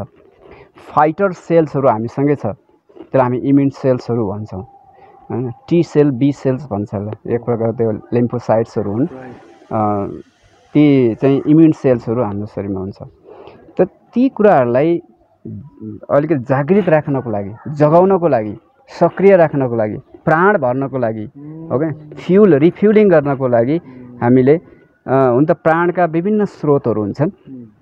एउटा हामी जेनेटिकली पनि त्यो प्राण हामीले जीवन शक्ति प्राप्त गरिरहेका हुन्छौँ। अर्को हामीले अन्नबाट, फुडबाट पनि जीवन शक्ति प्राप्त गरिरहेका हुन्छौँ। त्यस्तै हावाबाट जुन श्वास लिएका छौँ त्यहीबाट जीवन शक्ति प्राप्त गरिरहेका हुन्छौँ। ब्रह्माण्डबाट ब्रह्माण्डीय ऊर्जा, औरा, कस्मिक ऊर्जाको रूपमा पनि हामीले प्राण जीवन शक्ति प्राप्त गरिरहेका हुन्छौँ। विभिन्न स्रोतहरू चाहिँ हुन्छन्, तर त्यसलाई एउटा रिएक्टिभेट गर्ने हिसाबले, त्यसलाई अलिकति अलाइभ गराउने हिसाबले, त्यसलाई जगाउने हिसाबले, सुतेकोलाई जगाउने के, निष्क्रियलाई जगाउने, जुन पोटेन्सियल फर्ममा छ त्यसलाई काइनेटिक बनाउने, गतिशील बनाउने, त्यसलाई एक्सिलरेट गर्ने काम, त्यसलाई चाहिँ के अरे स्पिडमा मारेर प्रपर युटिलाइज गर्ने काम चाहिँ यो श्वास ब्रेथले गर्छ। त्यसैले यो ब्रिदिङ मात्र ब्रेथ होइन। हजुरले भनेको सुन्दा त व्यायाम भन्दा अथवा योगासन भन्दा प्राणायाम अझै महत्त्वपूर्ण। प्राणायामले दुईटै धरातल बनाउँछ। तपाईँको फिजिकल धरातल पनि बनाउँछ, तपाईँको व्यायामको चाहिँ निड पनि यसले पुरा गर्छ। अनि तपाईँलाई naturally automatically it will bring you into meditation level. त्यो मेडिटेसनको एटमोस्फियर पनि क्रिएट गर्छ क्या त्यसले चाहिँ। त्यो थ्रु हुँदै हुँदै, किन भन्दा मैले प्राणायाम गर्दा फिल गरेको छु, प्राणायाम गर्दै जाँदा आफैमा ध्यान अवस्था हुन्छ कि त्यो आँखा खोल्न नै मन नलाग्ने अवस्था हुन्छ। त्यो आफैमा ध्यान हो। त्यसकै जुन के अरे श्वास प्रश्वासको ध्यान त त्यही नै हो नि त। हाम्रा ऋषि महर्षिहरूले चाहिँ के अरे विकास गरे ध्यान त हो नि श्वास प्रश्वास ध्यान। पछि चाहिँ त्यो कुरोलाई अनि अलि बढी बाहिर चाहिँ अर्को नाम दिएर बुद्धले विपसनाको रूपमा, आनापानको रूपमा चाहिँ अगाडि बढाएको हो। त्यो त हाम्रा ऋषि महर्षिहरूले पहिल्यैदेखि नै, तपाईँले पहिला परमात्माले ध्यानको अवस्थामा, समाधिको अवस्थामा नै चाहिँ के अरे 4वटा ऋषिहरूलाई यो वेदको ज्ञान दिएका हुन्। कुन अवस्थामा? ध्यानस्थ अवस्थामा, समाधिस्थ अवस्थामा। त्यस कारणले परमात्मा नै सँगै पहिल्यै योग जोडिएको छ। अनि त्यसपछि वेदको ज्ञान दियो 4वटा ऋषिहरूलाई। ती ऋषिहरू आफैमा जो वेदको ज्ञान ग्रहण गर्न सक्ने क्षमता राख्छन् भने ती आफैमा के थिए? योगी हुन्। न त ऋषि भनिँदैन, ऋषि भनिँदैन, योगी थिए। त्यस कारण त्यो अनि त्यहाँ भनेको छ कि प्राणविद्या, ब्रह्मविद्या, प्राणविद्याको कुरा गरिएको छ त्यहाँ होइन। ब्रह्मविद्या त्यो ओमकार, ओमकार नै, ओमकारको उच्चारण नै, ओमको ध्यान नै ब्रह्मयज्ञ हो, ब्रह्मविद्या हो। अनि त्यो नै प्राणको स्रोत हो। ओम नै प्राणको स्रोत हो भनेर मानिएको छ। त्यस कारण त्यो ओम जसरी बनेको छ त्यसरी नै हाम्रो एटमभित्र आयन्स हुन्छ नि, इलेक्ट्रोन, प्रोटोन, न्युट्रोन, यही नै हो अ उ म। यसले 3वटा, यो ब्रह्माण्डमा 3वटा, यसैले ब्रह्म विष्णु महेश्वरलाई निधानी गर्छ। एउटा क्रिएसन अनि प्रिजर्भेसन र डेस्ट्रक्सन। हामी सृष्टि, स्थिति र प्रलय भन्छौँ नेपालीमा। यो नै अ उ म हो। यसको धेरै छ। यो अ उ अमकै बारेमा व्याख्या गर्ने भने 2-4 घन्टा जान्छ। यसका यो कसरी सम्बन्धित हुन्छ हाम्रो शरीरको अ उमा शरीर मन आत्मासँग सम्बन्धित हुन्छ। हामी रुटिनको कुरा गर्दै थियौँ, सरल तरिकाले नै जाउँ अहिले रुटिन बनाएर। हामी चाहिँ त्यसपछि योगाको प्राणायामको सामान्य चाहिँ व्यायामको कुरा गर्दै थियौँ। त्यसपछि अब दिनचर्याको कुरा गर्दाखेरि बिहानको हामी योग अभ्यास योग साधना हामी गर्छौँ। अनि त्यसपछि अब हाम्रो खानपान मिलाउनु पऱ्यो। सबभन्दा कुरो महत्त्वपूर्ण कुरो भनेको आहार भनेर चाहिँ सबभन्दा ठुलो कुरो भयो है। आहार विहार विचार विश्राम भन्छ। यो 4वटा कुराहरू हामीले मिलाउनु पऱ्यो। हामी जस्तो अन्न त्यस्तै मन भन्छ है। अन्न जस्तो खायो त्यस्तै मन बन्ने हो। अनि अन्न शुद्धि भयो भने मन शुद्धि, विचार शुद्धि, बुद्धि शुद्धि भनेर अनि धर्म स्मृतिका कुराहरू गरिएका छन् है।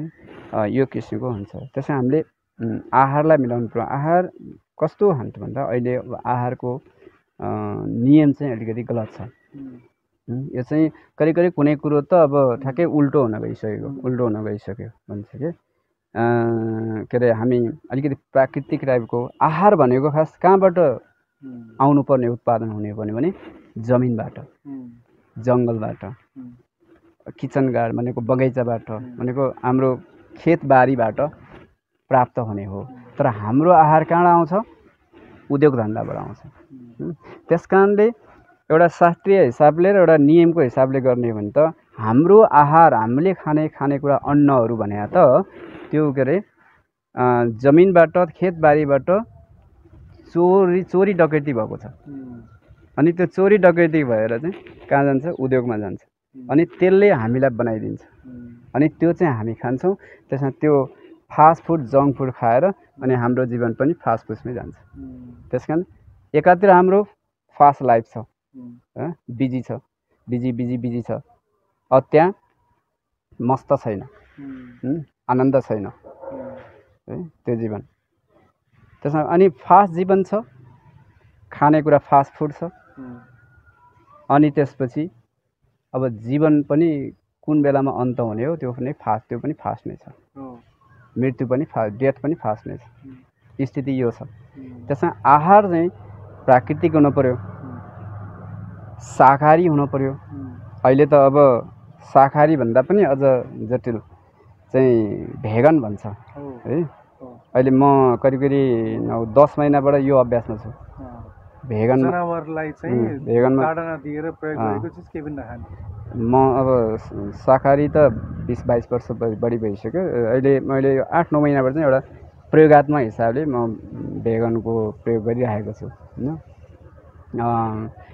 यी कुराहरूलाई चाहिँ बढी दिनु पर्यो। अब यसमा धेरै नियमहरू छन्। अब खानेकुरा आहारका कुराहरूमा चाहिँ सन्तुलित हुनु पर्यो। यो प्रकृतिमा पाइने सबै प्रकारका जुन किसिमका स्वादहरू छ नि, ती जम्मा 6वटा स्वादहरू छन् भनेर भन्छ। ती स्वादहरू प्राप्त हुनु पर्यो हैन। प्रकृतिमा भएका स्वादहरू हुनु पर्यो, प्रकृतिमा भएका रङहरू हुनु पर्यो। रङ पनि त्यस्तो रङ्गीन हुनु पर्यो। एकदम त्यो फरक पर्छ। स्वाद पनि त्यस्तै खालको कोराउन थाल्यो। तपाईँले अहिले कुन कलर खाइरा मात्रै होइन, के कुन कलर हेरिरहनु भएको छ त्यही इफेक्ट तपाईँलाई पर्छ। त्यही असर तपाईँको चक्रमा पर्छ, शरीरका अङ्गहरूमा पर्छ। त्यो छ। त्यसो हामी ग्रिनरी जोन किन छन्छौँ भने ग्रिन कलर चाहिँ हिलिङ कलर हो। हृदय चक्र पनि हो चक्रको हिसाबले। त्यो चाहिँ हिलिङ कलर हो क्या। त्यसले चाहिँ आँखालाई, छालालाई अनि रगत शुद्धिकरण गर्ने कुरामा अनि हिलिङ पावर बढाउने कुरामा महत्त्वपूर्ण हुन्छ। अरू कलर पनि आफ्नो ठाउँमा महत्त्वपूर्ण छन्। त्यो कलरको आफ्नै विज्ञान छ। फेरि यसलाई क्रोमोथेरापी, क्रोमो साइन्स भन्छ है। आफ्नै विज्ञान छ। त्यसमा पनि ध्यान दिनुपर्ने हुन्छ आहारको कुरामा गर्दाखेरि। अनि अरू कुराहरू भनेको चाहिँ उचित टाइमका कुराहरू, उचित मात्राका कुराहरू, उचित तरिका कुराहरू हैन। भनिन्छ drink solid, it liquid. Drink सलिडलाई लिक्विड जस्तो बनाएर ड्रिङ्क गर्नु पर्यो। अनि इट लिक्विड लिक्विडलाई चाहिँ इट खाएको जस्तो गरेर आनन्दसँग चपाए जस्तो गरेर त्यसको चाहिँ पानीलाई भाव मजाले इन्जोय गर्दै त्यसको भाव त्यसको चाहिँ अप्रभाव होइन त्यसको चाहिँ अनुभूति भएर चाहिँ आनन्दसँग चाहिँ लिनु पऱ्यो। हतारमा होइन कुनै पनि कुराहरू त्यहाँ आनन्द लिन सक्नु पऱ्यो। ती कुराहरूलाई पनि ध्यान दिनुपर्ने आहारका कुराहरू। अनि तपाईँको सबभन्दा मेन कुरा आहार अब धेरै कुराहरू छन्। यो ठिक छ तपाईँको 3 उसको प्रकृति, कामको प्रकृति, मान्छेको प्रकृति, उसको उमेर आदि इत्यादिको आधारमा 3 देखि 6 घन्टा एकपल्ट खाना खाएपछि खानु भएन। 3 देखि 6 घन्टा 3 देखि 6 घन्टा। अब यो चाहिँ फेरि कसलाई भन्ने चाहिँ अब यो इन्डिभिजुअल बेसमा जानुपर्ने हुन्छ। सामान्यतया स्वस्थ मान्छे त्यसमा जानु पर्यो। सामान्यतया कम्तीमा अब हामीले सामान्य बुझाइ चाहिँ 3 घन्टा भन्नु पऱ्यो। 3 घन्टा बुझ्नु पऱ्यो। चाहिँ तपाईँलाई नियमकै यसमा जाने हो भने त पानी बाहेक कुनै पनि अनुमति छैन। अब आवश्यकतै पर्यो भने केही फलफुलका जुसहरू केही प्रकारका फलफुलहरूसम्म फलफुल पनि 1.5 2 घन्टा चाहिँ एकपल्ट खाएपछि नखानु भन्छ। एकपल्ट फलफुल खानु भयो होइन। अब हामी त आधा घन्टा पछि एउटा पायो भने खाइहाल्छौँ होइन। एउटा बिस्कुट पायो भने खाइहाल्छौँ, एउटा चक्लेट पायो भने। अनि हामी एउटा चक्लेट त हो नि यो 2-4 पिस ड्राई नट्स पनि भन्छौँ होइन। तपाईँले 2-4 पिस ड्राई नट्स एउटा चक्लेट खाए पनि तपाईँले एक टाइमको भोजन गरेको हो भन्ने कुरा थाहा हुन्छ। भोजन गरेको। हजुरले यो भेजिटेरियनिजमको कुरा गरिरहँदा यो भेजिटेरियनिजम नर्मल्ली चाहिँ हामी भेजिटेरियनै प्राणी हौँ किनभने हाम्रो नङ लामो हुँदैन, हाम्रो दाँत लामो हुँदैन, हाम्रो जम्मै शरीर संरचनाका कुराहरू सबै कुराहरू त्यो सामान्यतया धेरैले सुनिरहनु भएको कुराहरू हो। तर त्यो बाहेक भेजिटेरियनिजममा अथवा विशेष गरेर यो मांसाहारमा त्यस्तो के छ जसले चाहिँ हाम्रो चाहिँ तात्विक रूपमा हामीलाई चाहिँ फरक बनाउँछ?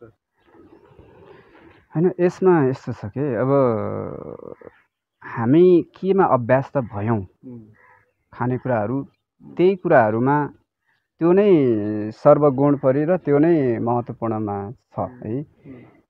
अब यो एक त सबै हिसाबले त्यो प्राणी नै होइन भनेर हामीले भनिसक्यौँ होइन एउटा पक्ष। अर्को पक्ष त्यो हुँदाहुँदै पनि मान्छे अभ्यस्त त भयो। अब अभ्यस्त भइसकेपछि के हुन्छ भने अब हाम्रो त्यो न्युट्रिसनल पोइन्ट अफ भ्यूबाट हाम्रो कन्सेप्ट चाहिँ अलिकति फरक छ कि। अब एउटा यो न्युट्रिसनलिस्टहरूले पनि एक प्रकारको मेसेज दिइरहेको हुन्छ होइन। उनीहरूको बुझाइ आफ्नै ठाउँमा छन्। जसले अब हामी योगीहरूले चाहिँ के भन्छौँ भने जसले जे कुरा आफ्नो क्षेत्रबाट गरिरहेको छ त्यसलाई सकारात्मक रूपमै लिने। किनभने ती मानिसहरूले तिनीहरूले पनि त्यो इनोसेन्टली निर्दोषै भएर गरिरहेका हुन् किनकि अविद्याको कारण भन्छ क्या। चेतनाको कारण हो त्यो गहिराइमा त्यो लेभलमा उनीहरू डुब्न सकेका छैनन्। उनीहरूले त रिसर्चको पढेका छन् त, उनीहरूले त डेटाको पढेका छन् त, उनीहरूले त त्यो कपी पेस्ट गरेरको पढेका छन् त। कहाँ तपाईँको अन्तर्निहित आफ्नो इन्ट्युसनलाई त्यो चेतनालाई जगाएर हाम्रो अवचेतन मनलाई चाहिँ जगाएर कहाँबाट मान्छेले बोध गरेका छैनन् त। तपाईँको रिसर्च एउटा ठाउँमा 70 जनालाई रिसर्च गरेको डेटा तपाईँको 7 खरब मान्छेलाई 7 अरब मान्छेलाई कसरी तपाईँको त्यसलाई चाहिँ तपाईँले इम्प्लिमेन्ट गर्न सक्नुहुन्छ, प्रयोग गर्न सक्नुहुन्छ। उसको ठाउँ, उसको अपब्रिङ्गिङ फरक हुन्छ, त्यो संस्कार सबै कुरा फरक हुन्छ। एउटा सुन्तला तपाईँ मसँग खायो भने नि तपाईँलाई के अरे तपाईँलाई पानी परायो मलाई पानी फराउ हुन्छ। मलाई मानौ कि आधा दानाले होला, तपाईँलाई मानौ कि 1 दाना चाहिएला अथवा 2 पिस बढी चाहिएला, फरक हुन्छ त्यो। अनि त्यसको फेरि प्रकृति कहाँबाट आएको सोर्स त्यो तपाईँको जन्मस्थानतिरबाट आयो भने तपाईँलाई बढी काम गर्छ, तपाईँलाई बढी काम गर्छ। त्यस्तो हुन्छ यो सबै आहार विज्ञानका कुराहरू जाँदाखेरि त्यो हुन्छ। एउटा त्यो समयको लागि चाहिँ ध्यान दिनुपर्ने हुन्छ। अर्को कुरा खाना खाइसकेपछि तपाईँ सुत्नु हुँदैन। खाना खाएपछि सामान्यतया 2-4 मिनट खाना खाएपछि वज्रासनमा बस्नु भनेको सामान्यतया सुनेको छु मैले। अझ वज्रासन पहिला पनि अझ तपाईँ 2-4 मिनट चाहिँ तपाईँ हल्का हिँड्नुहोस्, फेरि रिल्याक्स। तपाईँ फेरि हतारमा चाहिँ काममा जाने हिँडाइ होइन होइन, खेल्न जाने हिँडाइ होइन होइन, एकदम लाइट। त्यो चाहिँ तपाईँको यदि गार्डनमा प्रकृतिमा आदिमा तपाईँको आदतै बनाउनु छ भने आधा घन्टा हिँड्दा पनि हुन्छ, समय हिँड्दा पनि हुन्छ। सामान्य चाहिँ के अरे आयुर्वेदले कहीँ भनेको छ हाम्रो समस्या के छ भने हामी खाना राति लेट खान्छौँ। हामी रातिसम्म पुगेको थिएनौँ हामी रुटिनमा। राति हामी चाहिँ लेट खाना खान्छौँ, लगभग उस्तै पऱ्यो 10 बज्दा खाइसकेका हुन्छौँ। त्यति बेला घरको ढोका लागिसकेको हुन्छ, अब वक गर्न जाने कहीँ अवस्था हुँदैन। होइन त्यस्तो अवस्थामा सामान्य तपाईँको कौसी रहेको नि तपाईँको कोठेमा हल्का मुभ गरेर अनि त्यसपछि चाहिँ बजारसम्म जाने, बजारमा जाने। खाना खाइसकेपछि कम्तीमा 2 घन्टा सुत्नु हुँदैन भन्ने छ उनीहरूले। 2देखि 3 घन्टा भन्छ, यो पनि अब नेगोसिएसन हो। 2 घन्टा कुरो पनि नेगोसिएसनमा भनिएको छु मैले 2 घन्टा। अब के गर्ने भन्ने कुरा आउँछ, हिँड्ने हल्का, वज्रासन गर्ने, ल आधा घन्टा आसपासको समय बिताउने। त्यसपछि तपाईँका चाहिँ यस्ता कुराहरू गर्ने चाहिँ तपाईँको यदि बेलुकाको खाना पछि हो भने यस्तो एटमोस्फियर क्रिएट गर्नु जसले चाहिँ तपाईँलाई एकदम राम्रो निन्द्रा लाग्ने बाटोमा बनाओस्, त्यस्ता कुराहरू गर्ने। अनि बिहानको समय छ भने अब तपाईँ काममा जानु छ फेरि भने यस्तो कुराहरू गर्नु जुन चाहिँ काम चाहिँ गरौँ लाग्ने, त्यो काममा जाने त्यो किसिमको ऊर्जा चाहिँ ल्याउने बाटोमा चाहिँ तपाईँले क्रिएट गर्ने, यो हिसाबले जान सक्छौँ। त्यो अब बेलुकाको समयको कुरा छ भने लास्टमा सुत्नुभन्दा अगाडि चाहिँ 10देखि 15 मिनट प्राणायामका कुराहरू अनि 10देखि 15 मिनट ध्यानका कुराहरू गर्ने अथवा योग निन्दा गर्ने र अनि सुत्ने, त्यो बाटोमा चाहिँ बनाउन सक्छौँ। त्यसैले दिन भनेको रातको तयारी हो, रात भनेको दिनको तयारी हो क्या। तपाईँले यो चाहिँ साइकल मिलाउनु पर्ने हुन्छ। तपाईँले दिनलाई पनि बोध गर्नु पऱ्यो, रातलाई त्यसको महत्त्वलाई पनि बोध गर्नु पऱ्यो, अनि मात्रै त्यो 24 घन्टाको एउटा चरण चाहिँ बन्छ। सिद्धान्त यो हुन्छ। बेलुकाको खानेकुराको समयको कुरा आयो, यसलाई बायोलोजिकल क्लकमा जाने भने 5देखि 7 बिच। अब एकदमै तपाईँ कुनै एक्ज्याक्ट पोइन्टमा नै आउनुहुन्छ भने त ठिक अगाडि 10-15 मिनटको अगाडि सूर्य अस्ताउनुभन्दा त्यसपछि खान पाइएन, त्यसपछि खान पाइएन। सूर्य अस्ताएपछि सूर्य अस्ताएपछि सिद्धियो, तपाईँ खानेकुरो पनि सिद्धियो त्यो।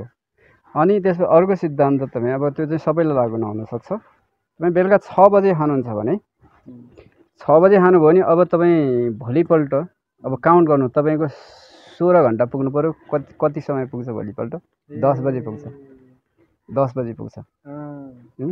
10 बजेपछि बल्ल 10 बजे खाने तपाईँ, 10 बजे खाने यदि 6 बजे हो भने। अब त्यो 16 घन्टा मैले सबैलाई चाहिँ त्यसरी भन्दिनँ, थोरैमा 12 घन्टा चाहिँ फास्ट हुनु पऱ्यो, उपवास हुनु पऱ्यो भने। अथवा कति ग्याप राख्न सक्नुहुन्छ त्यो राम्रो हुन्छ। अनि त्यसपछि पनि फेरि तपाईँको 3-4 घन्टाको ग्याप त हुनै परेको होइन। दिउँसोको सभामा पनि अब 9 बजे खानुभएको छ भने 1 बजेपछि मात्रै खान पाइयो होइन। 10 बजे छ भने 2 बजेपछि खान पाइयो सामान्य चाहिँ। अब त सबैलाई यो कुरो त लागु हुँदैन सुरुमा त, किन त अभ्यास त हुँदै जानु पऱ्यो नि। अहिले त हाम्रो शरीर अर्को हिसाबले हिँडिरहेको छ, अर्को हिसाबले बनिरहेको छ होइन। अब यहाँ आधा घन्टामा चाहिँ चाहिने हुन्छ, नत्र भने के अरे छटपट्टि नै हुन्छ। ठिक छ गुरुजी। जस्तो अब हामीले योगको बारेमा कुरा गरिरहँदा हामीलाई हेरेर बसिरहनु भएको जो चाहिँ योगा गर्ने सेन्टरको नजिक हुनुहुन्न, योग गराउने सिकाउने गुरुहरूको नजिकमा हुनुहुन्न, सामान्यतया घरलाई आफ्नो शरीरलाई ब्यालेन्स गर्नको लागि अहिले विशेष गरेर विदेशमा बस्ने युवाहरू धेरै डिप्रेसनमा गएको कुराहरू सुन्छौँ हामी। सामान्यतया जीवनलाई सम्यक बनाउनुको लागि चाहिँ एउटा दिनचर्या योगिक दिनचर्या कस्तो गराउन सक्छ उसले चाहिँ?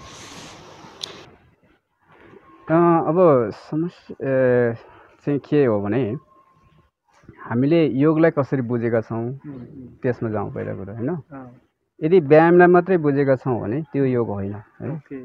तपाईँ किसान हो, खेती गर्नु छ भने त्यो तपाईँको शारीरिक श्रम त भइरहेछ नि। अब तपाईँले केही ज्ञान लिनु पनि भएको छ योगको र योगभित्रको आसनको भने केही आसनहरू 4वटै आसन गरे हुन्छ, त्यो सन्तुलनको लागि मात्रै के व्यायामको आवश्यकता चाहिँ पुगिसक्यो। किनभने तपाईँ त 8 घन्टा खटिसक्नुभयो, पसिनै आइसक्यो, त्योभन्दा ठुलो त अपेक्षा नगरौँ होइन। त्यो नै सबभन्दा ठुलो श्रम भयो, त्यसैलाई चाहिँ धन्यवाद दिनुपर्छ होइन।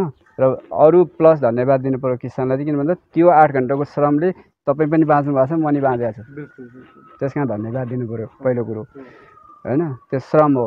त्यसमा हामी अरू हाम्रो शारीरिक हरकत के गरिरहेका छौँ त्यसलाई आधार मानौँ होइन।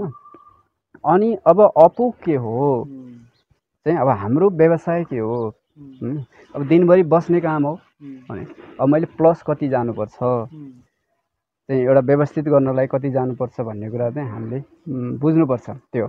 अनि अब व्यायामलाई त जसरी लिए पनि भयो, त्यो ठुलो ऊ भएन होइन। आफ्नो जसरी पनि हिँडेर पनि भयो। सामान्य चाहिँ आधा घन्टा चाहिँ 40 मिनट तपाईँको खुट्टाले जमिन छोड्नुपर्छ भन्छ। 40 मिनट तपाईँको जमिनले जमिन भनेपछि के गर्नु पऱ्यो, हिँड्नु पऱ्यो, अथवा तपाईँको जगिङ गर्नु पऱ्यो अथवा हिँड्नु पऱ्यो होइन। त्यति हिँड्नुभयो भने पनि तपाईँको व्यायाम त पुगिरहेको हुन्छ, तपाईँको कार्डियो एक्सर्साइज त भइरहेको हुन्छ फोक्सो। अब अलिकति व्यवस्थित गर्नलाई केही कुरो गर्नुहोस्। प्लस अब तपाईँ हिँडी पनि प्रस्तुत भइरहनु भएको छ, काम पनि प्रस्तुत गरिरहनु भएको छ, अनि योगको चाहिँ समयमा आएर पनि तपाईँ व्यायाम मात्रै गर्नुहुन्छ भने त शरीर त बर्बाद भएन र, ओभरडोज भएन र।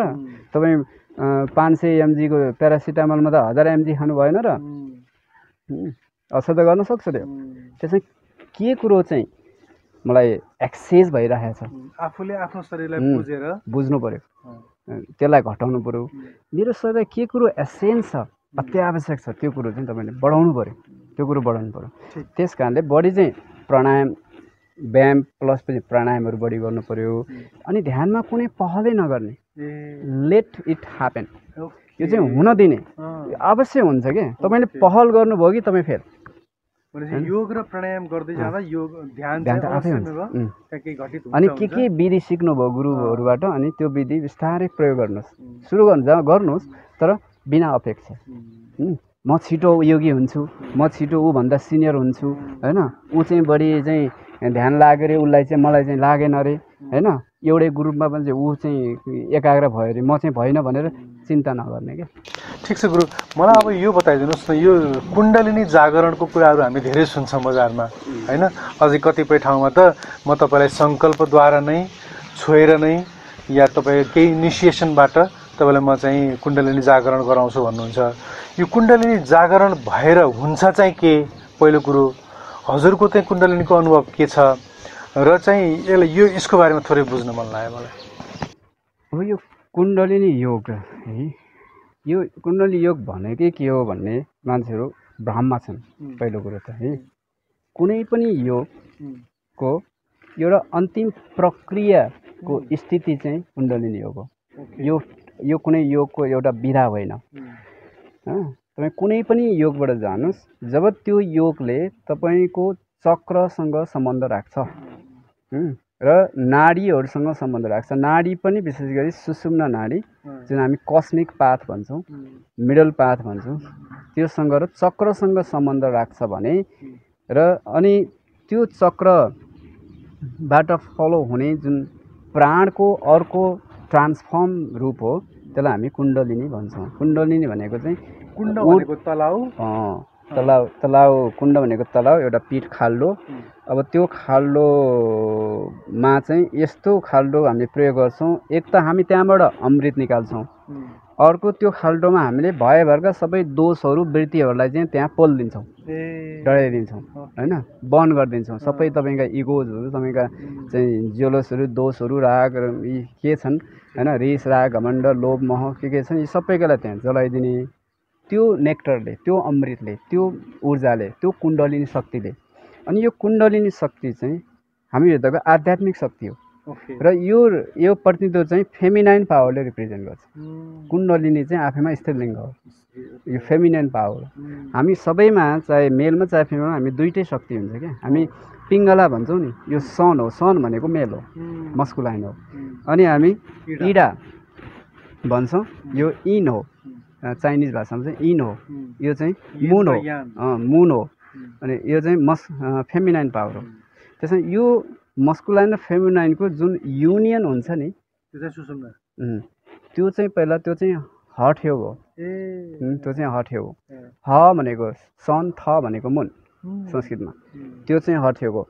अनि हठ योग अब जोडियो होइन, यो हठ योग चाहिँ अब पहिलो र दोस्रो चक्रको बिचमा त्यहाँ कुण्डलिनी एरिया हुन्छ, एउटा कुण्डलिनी शक्ति चाहिँ कोइल सेपमा चाहिँ एउटा सर्पको कोइलमा बसेको हुन्छ, त्यो दुईवटा त्यहाँ जोडिसकेपछि अब त्यहाँबाट चाहिँ हाम्रो अरू फर्दर साधनाले निरन्तरताले जुन हुन्छ त्यो अवस्थाबाट चाहिँ अब राजयोग सुरु हुन्छ अथवा कुण्डलिनी योग सुरु हुन्छ होइन, भनेको कुण्डलिनी जागृत हुन थाल्छ। त्यो अब त्यो कुण्डलिनी चाहिँ अब हरेकले प्रभाव पार्छ क्या, तपाईँको शारीरिक स्थितिले, मानसिकले, भावनात्मकले, तपाईँका जैविक बायोलोजिकल कुराहरूले, हर्मोनल कुराहरूले होइन, यी सबै कुराहरूले चाहिँ त्यसलाई प्रभाव पार्दै जान्छ। अनि जति सकारात्मक प्रभाव पार्छ र त्यो चाहिँ प्रभावित हुँदै जान्छ अनि त्यो शक्ति चाहिँ बढी ऊर्जामा चाहिँ परिवर्तन हुँदै चाहिँ अगाडि बढ्दै जान्छ, माथितिर ऊर्ध्वगमन हुँदै जान्छ र अनि जति चक्रहरू पार गर्दै जान्छ, एउटा मात्रै चक्र राम्रो काम गरेको छ भने त्यो एरियालाई त काम गर्यो, तर त्यो ऊर्जाको कनेक्सन चाहिँ अर्को चक्रसँग हुन्छै हुँदैन भन्ने कुरो चाहिँ रहन्छ। जस्तै तपाईँको हृदय चक्र राम्रो छ होइन, तपाईँ चाहिँ तपाईँ चाहिँ एकदम नैतिकवान हुनुहुन्छ होइन, तपाईँको राम्रो भावहरू छ, प्रेम भावहरू छ, करुणा भावहरू छ होइन, भने मानव यो बन्द छ भने त्यो भाव, त्यो कुराहरू पूर्ण शुद्धतामा आउन सक्दैन, अथवा पूर्ण तपाईँ चाहिँ के अरे सम्बोधन गर्न सक्नुहुन्न, अथवा सञ्चार गर्न सक्नुहुन्न, अरूलाई भन्न पनि सक्नुहुन्न होइन, अथवा त्यो कुराहरूको चाहिँ पुरा ज्ञान चाहिँ तपाईँलाई हुँदैन, किन विशुद्धिको अर्थ चाहिँ प्युरिटी र नलेज हो। त्यो ज्ञान चाहिँ पूर्ण अनुभूति नहुन सक्छ, त्यो एरियालाई काम गर्छ तर त्यसको लिङ्क चाहिँ नबस्न पनि सक्छ भन्ने हिसाबले बुझ्नुपर्छ। त्यसैले यो चाहिँ अन्तत गएर कुनै पनि योगका अभ्यासहरूबाट होइन, अब अहिले भने हुन्छ ध्यान समाधिका अभ्यासहरूबाट चाहिँ अन्तिम प्रक्रिया, अन्तिम चाहिँ यो ट्रान्जिट, अन्तिम ट्रान्जिट चाहिँ त्यो अन्तिम चाहिँ डेस्टिनेसन पुग्नको लागि अन्तिम ट्रान्जिट चाहिँ यो कुण्डलिनी हो। कुण्डलिनी एक प्रकार होइन, यो आफैमा समग्र यो चक्रको फेरि सम्बन्ध के छ? त्यही चक्र योग पनि भन्छ कुण्डलिनी। चक्र भने चाहिँ सेन्टर भयो, यो चाहिँ साइकिक सेन्टर भयो, कतै 6वटा 7वटा 8वटा भन्दा बढी 21वटा चाहिँ उपचक्रहरू भनिन्छ, धेरै छन् यसको विज्ञान। त्यो चाहिँ सेन्टर भयो, स्टेसन भयो।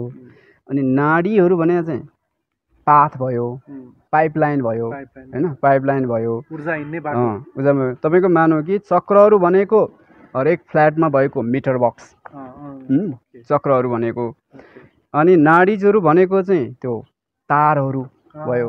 अब कुण्डलिनी भनेको चाहिँ विद्युत भयो, त्यो बहने शक्ति भयो। त्यो चाहिँ त्यही प्राणहरूकै, हाम्रो पञ्चप्राणहरूकै त्यो चाहिँ मजबुत र इन्टिग्रेटेड ट्रान्सफर्म फर्म हो क्या। ठिक छ, कुण्डलिनी जागरण चाहिँ हुने अवस्था चाहिँ कस्तो अवस्था हो, कसरी जागरण हुन्छ? अब यो आफैमा अनन्त विषय हुन्छ यो है, आफैमा अनन्त हुन्छ। तपाईँ जे साधना गरे पनि त्यसमा ध्यान केन्द्रित छ भने त्यसको प्रभाव रहन्छ। तपाईँले घाँटीको एक्सर्साइज गर्नुभयो भने एउटा लेभलको मान्छेले म घाँटी फ्लेक्सिबल बनाउनको लागि, घाँटीका मसलहरूलाई चाहिँ के अरे व्यायाम पुर्याउनको लागि, घाँटीलाई लचक बनाउनको लागि भनेर भन्छ है। अर्को लेभलको मान्छेले यहाँबाट चाहिँ रक्त सञ्चार बनाउनको लागि, संवेदनाहरू आवतजात गराउनको लागि, यातायात आवतजात गराउनको लागि, सबै कुराहरूको तल माथिको सम्बन्ध कायम राख्नको लागि फिजियोलोजिकल उसमा जान्छ होइन। अब अर्को बायोलोजिकल पार्टमा जाउँ, तपाईँको केमिकल पार्टमा जाउँ भने यसले थाइरोइड प्याराथाइरोइडलाई सक्रिय बनाएर यसका हर्मोनहरू उत्पादन गर्छ भन्छ। अब त्यही लेभल चाहिँ अब आध्यात्मिक लेभलमा जाउँ, यसले विशुद्धि चक्रलाई सक्रिय बनाएर होइन, विशुद्धि चक्रबाट हुने जुन जति पनि लाभहरू, त्यो लाभहरू चाहिँ कुण्डलिनी जागरण भएर प्रभाव पार्छ भन्नेमा पुगिन्छ। त्यो त्यसमा तपाईँ सूक्ष्म व्यायाम, आसन, प्राणायाम, अरू कुनै पनि भक्ति योगबाट जानुहोस्, ज्ञान योगबाट जानुहोस्, अरू कर्मयोगबाट जानुहोस्, सबैको प्रभाव अन्तत अल्टिमेटली चाहिँ प्रभाव चक्रमा पर्न जान्छ क्या। अनि त्यो चक्रबाट जब प्रभाव पर्न थालेपछि जुन ऊर्जा अलिकति नयाँ एउटा रूपान्तरित ऊर्जा चाहिँ बहन थाल्छ, त्यो ऊर्जाको नाम चाहिँ वास्तवमा कुण्डलिनी हो। कुण्डलिनी भने चाहिँ ऊर्जाको नाम हो यो चाहिँ है। यो चाहिँ अब त्यसै अब त्यो जति सक्रिय हुँदै जान्छ यसले त्यति नै उसका विभिन्न विधाहरूमा, फ्याकल्टीहरूमा, क्षेत्रहरूमा चाहिँ प्रभाव पार्दै जान्छ क्या उसको। हामीले चाहिँ अष्टाङ्ग योगको कुरा गर्दाखेरि यम नियम आसन प्राणायाम प्रत्याहार धारणा ध्यान समाधिमा यो जब धारणा पछि ध्यान र समाधिको कुरा आउँछ हामी सामान्यतया योगको अन्य कुराहरूबाट बुझ्न सक्छौँ पढेर पनि केही मात्रामा गरेर पनि यो ध्यान र समाधिको कुरा चाहिँ हामी बुझ्दैनौँ किनभने ध्यान भनेको घटित हुने कुरा हो समाधि अझै धेरै माथिको कुरा भयो हजुर यत्रो वर्ष साधना गरेको व्यक्ति हुनुहुन्छ समाधि भनेको चाहिँ हुन्छ के समाधिमा र ध्यानबाट समाधिमा जाने के हो यो मार्ग कस्तो हो के हो अहिले जति पनि ध्यान भनेर गरिन्छ बजारमा सर्वत्र गुरुहरूले पनि सिकाउनुहुन्छ मैले त्यसलाई अन्यथा नराम्रो भन्नु खोजेँ होइन प्रक्रिया नै त्यही हो सर नै त्यही हो तर त्यो चाहिँ प्रत्याहारको फेज हो प्रत्याहारको फेज हो यो प्रत्याहारको फेज भने चाहिँ हाम्रा इन्द्रियहरू र मनको चाहिँ एउटा समन्वय अनुशासन कायम गराउनु हो अथवा मनको नियन्त्रणमा इन्द्रियहरूलाई चाहिँ मजबुत बनाउने हो त्यो नै फेरि अल्टिमेट होइन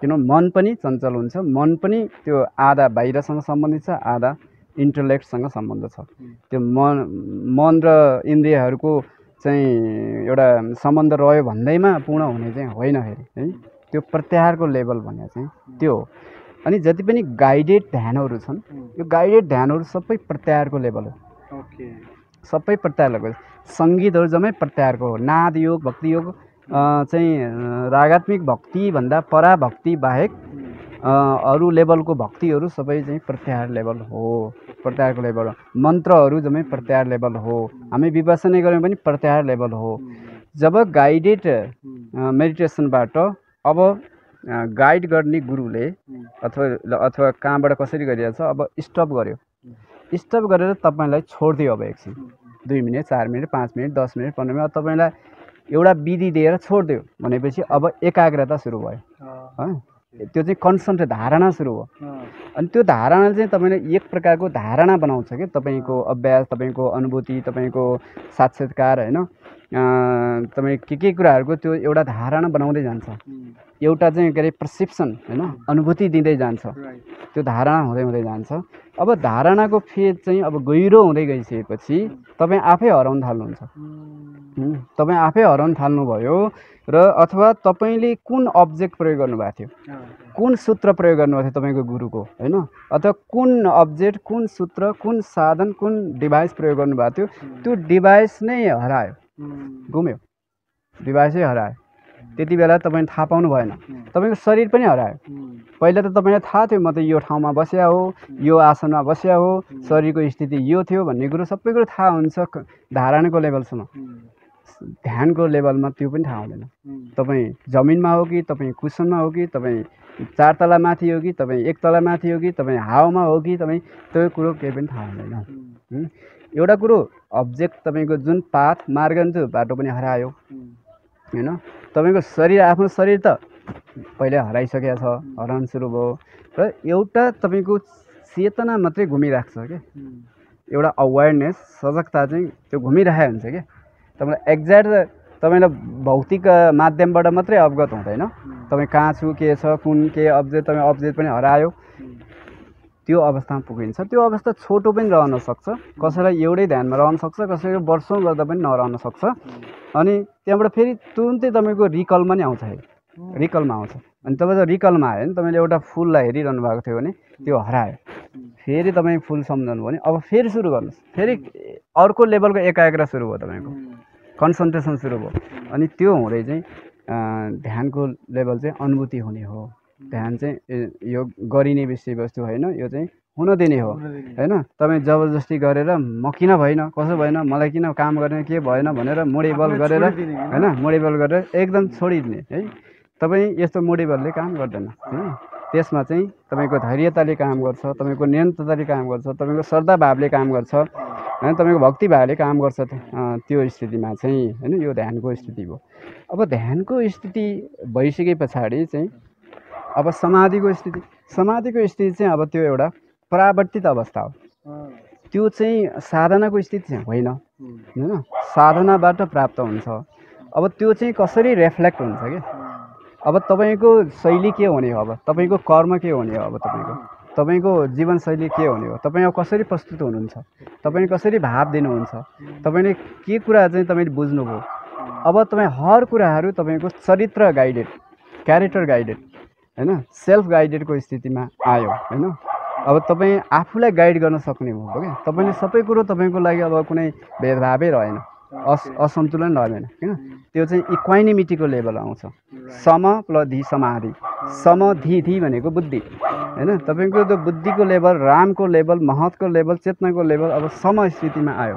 अब तपाईँलाई तपाईँको संस्कारले पनि केही प्रभाव पार्दैन। तपाईँ सम्मान गर्नुहुन्छ, तपाईँको धर्मले नै प्रभाव पारेन। तपाईँलाई सम्मान गर्नुहुन्छ, तपाईँको लागि हिन्दू धर्म पनि सम्मानित, तपाईँको लागि बुद्ध पनि सम्मानित, सबै सम्मानित, किन तपाईँ त योगी हो होइन। तपाईँ त त्यो चेतनामा पुग्नुभयो भन्ने अर्थ लाग्छ यसले होइन। अरू परिवारले पनि प्रभाव पार्दैन, समाजले पनि प्रभाव पार्दैन। त्यसको मतलब तपाईँ एगेन्स्टमा जानुहुन्न, किन चेतनाले जानु दिँदैन। तपाईँको चेतना त उच्च भयो नि। तपाईँ त सबै संसारै बराबर भन्छ, सबैलाई माया गर्नुहुन्छ, सबैलाई भाव दिनुहुन्छ, सबैलाई ऊर्जा दिनुहुन्छ होइन। यो मान्छे राम्रो, यो मान्छे नराम्रो, यो नराम्रो चाहिँ म ऊर्जा दिन्न, म औरा दिन्न, म आशीर्वाद दिन्न भन्ने कुरा आउँदैन त्यसमा चाहिँ।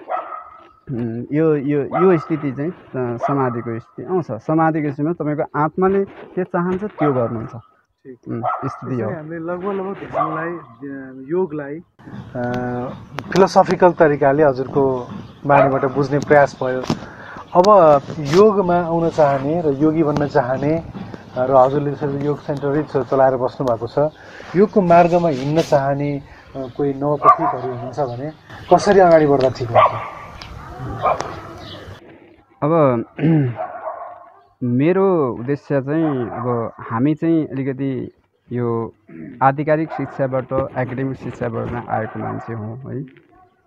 अनि म चाहिँ मेरो चाहिँ पहिल्यैदेखि देखाएको के थियो भने यो पूर्वीय ज्ञानलाई, यो योगलाई, यसको सही मेसेज, सही ज्ञान चाहिँ सबैलाई सही हिसाबले विश्वभरि नै फैलाउँ भनेर लागेको मान्छे हो म। लगभग 1998तिरबाटै म विभिन्न होटलहरूमा विदेशीहरूलाई योग सिकाउँथेँ।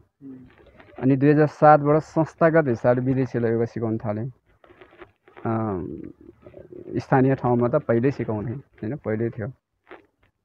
अनि मेरो एउटा ध्येय त्यो भयो, यो योग पर्यटनमा, आध्यात्मिक पर्यटनमा चाहिँ एउटा सुरुवातको हिसाबले यो विधालाई इन्ट्रोड्युस गर्ने र उसमा गर्ने चाहिँ मैले प्रयास गरेको हो।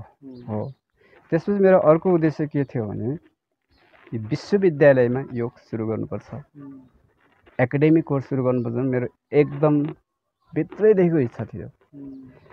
त्यो पनि संयोगले हो, त्यो अवसर थोरै भने पनि मैले पाएँ त्यो अवसर। लगभग 2015तिरबाटै कुनै साथी मार्फत मैले त्रिभुवन विश्वविद्यालयमा प्रयास गरेँ। त्यहीँ रहने कोही साथीहरूलाई चाहिँ लौन यसरी अगाडि बढौँ भन्ने हिसाबले अन्त हामी सफल भयौँ र करिब 2 वर्ष पहिलाबाट सुरु भयो। त्यहाँ चाहिँ 1 वर्ष पिजी डिप्लोमा कोर्स सुरु भएको छ। अब यो वर्ष चाहिँ त्यहाँ मास्टर डिग्री पनि पास भयो, अब मास्टर डिग्री पनि सुरु हुँदैछ होइन। मेरो चाहिँ एउटा नेपाल इन्टायर कन्ट्रीमा चाहिँ मेरो फोकस चाहिँ त्यो हुन्थ्यो कि त्यतापट्टि हुन्थ्यो। यो चाहिँ एउटा व्यवसाय हिसाबले मैले गरेँ, विदेशीहरूलाई फोकस गरेर चाहिँ यो गरेको हो। यो मेरो एउटा अधिकारी आफ्नो पर्सनल त हो, तर मेरो व्यवसाय हिसाबले मैले यता ध्यान दिएको छु। तर एउटा राष्ट्रिय हिसाबले चाहिँ उतातिर पनि मेरो ध्यान छ, त्यो ध्यान छ। त्यस कारणले मैले भने के भने अब योग एउटा जीवन पद्धति बनिसकेको छ यो। अब यसमा केही कमी कमजोरीहरू छन्, बुझाइमा होला, अभ्यासमा होला। हामी हरेक प्रकारका स्कुलिङबाट आएका छौँ, विभिन्न प्रकार स्कुलबाट आएका छौँ। हामीसँग कुनै कुराको तहका हामीसँग ज्ञानहरू होलान्। यी कुराहरूलाई साटासाट गर्दै, सेयरिङ गर्दै जीवन एउटा सिकाइको प्रक्रिया हो। यो अनन्त छ, यो कहिले अन्त हुँदैन। यसलाई कायम राखौँ र अझै यो विधा चाहिँ यसको गहिराई छ, यो विधाको यसमा डुब्ने प्रयास गरौँ र त्यसको चाहिँ एउटा ज्ञानको चाहिँ जुन त्यसलाई प्राप्त गरौँ हैन, त्यो तत्त्वलाई बुझौँ र अनि योगलाई अलिक विस्तृत हिसाबले बुझौँ। यो धेरै माथिको कुरा छ यसमा।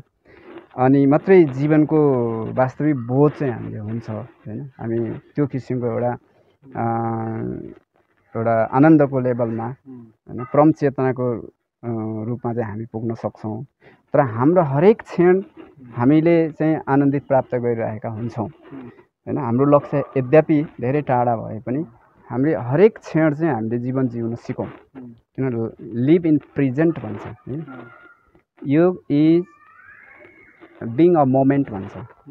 यही क्षणमा चाहिँ हामी छौँ भने त्यो योग हो। हामी विगतसम्म छौँ, हामी भविष्य छौँ भने त्यो योग होइन। त्यसमा पास्ट चाहिँ इज डेड भन्छ होइन। यो हिस्ट्री हो। फ्युचर अझै जन्मिएको छैन, यो मिस्ट्री हो भन्छ। अनि यो present is present, that is reality. वास्तविकता चाहिँ यही वर्तमानमा हो। त्यसमा वर्तमानमा हामी जिउनुपर्छ, खुसी आनन्द अहिले लिनुपर्छ। तर हामी सुख पाउने हिसाबमा मात्रै भौँतारिएका छौँ कि यो सुख संस्कृतले चाहिँ सुख अलिक ज्यादा अर्थ दिन्छ है। सर्वे भवन्तु सुखिना भन्छ नि होइन। तर सुख चाहिँ यो भौतिकसँग सम्बन्धित हुन्छ क्या। भौतिकसँग कत्रो ठुलो घर, कत्रो ठुलो गाडी, कति ठुलो बिजनेस, कति ठुलो आदि इत्यादि लग्जरियस है सफिस्टिकेटेड थिङ आदि इत्यादि कुराहरू चाहिँ सुख हुन्। यो मात्रै जीवन होइन। त्योभन्दा अलिक पर गयौँ भने अब हामी खुसीतिर, त्यो किसिमको एउटा जोयतिर, त्यो किसिमको एउटा प्लेजरतिर, त्यो किसिमको ह्याप्पिनेसतिर अनि हामी पुग्छौँ। अनि त्यो ह्याप्पिनेस थ्रुबाट अनि ह्याप्पियर त्यो माध्यमबाट हामी सुपर कन्सियसनेसको स्थितिमा चाहिँ हामी पुग्ने हो हैन। एउटा यात्राको एउटा चरण चाहिँ यो चरण हो। त्यसले गर्दा खुसी भनेको चाहिँ सन्तोषमा नै खुसी हुन्छ। अनि त्यो भित्रबाट आउने कुरा हो, बाहिर बजारमा खोजेर किनेर चाहिँ पत्ता लगाएर आउने कुरो होइन। भित्र खोज्ने प्रयास गरौँ भयो भने चाहिँ त्यो हुन्छ। त्यो भयो भने सबै कुराहरू जे भइरहेछ त्यसलाई तपाईँ एकदम सिम्पली जनरलाइज गर्न सक्नुहुन्छ कि सामान्यकरण गर्न सक्नुहुन्छ। तपाईँ परिवारसँगै बसेर पनि अगाडि बढ्न सक्नुहुन्छ हैन। त्यो हर परिस्थितिसँग तपाईँ जुझ्न सक्नुहुन्छ हैन। परिस्थिति अनुसार तपाईँको मनस्थिति बन्दै जान्छ। अनि कुनै पनि स्थिति तपाईँलाई कुनै भय दिने अवस्थाहरू आउँदैन हैन। अभयको स्थिति आउँछ।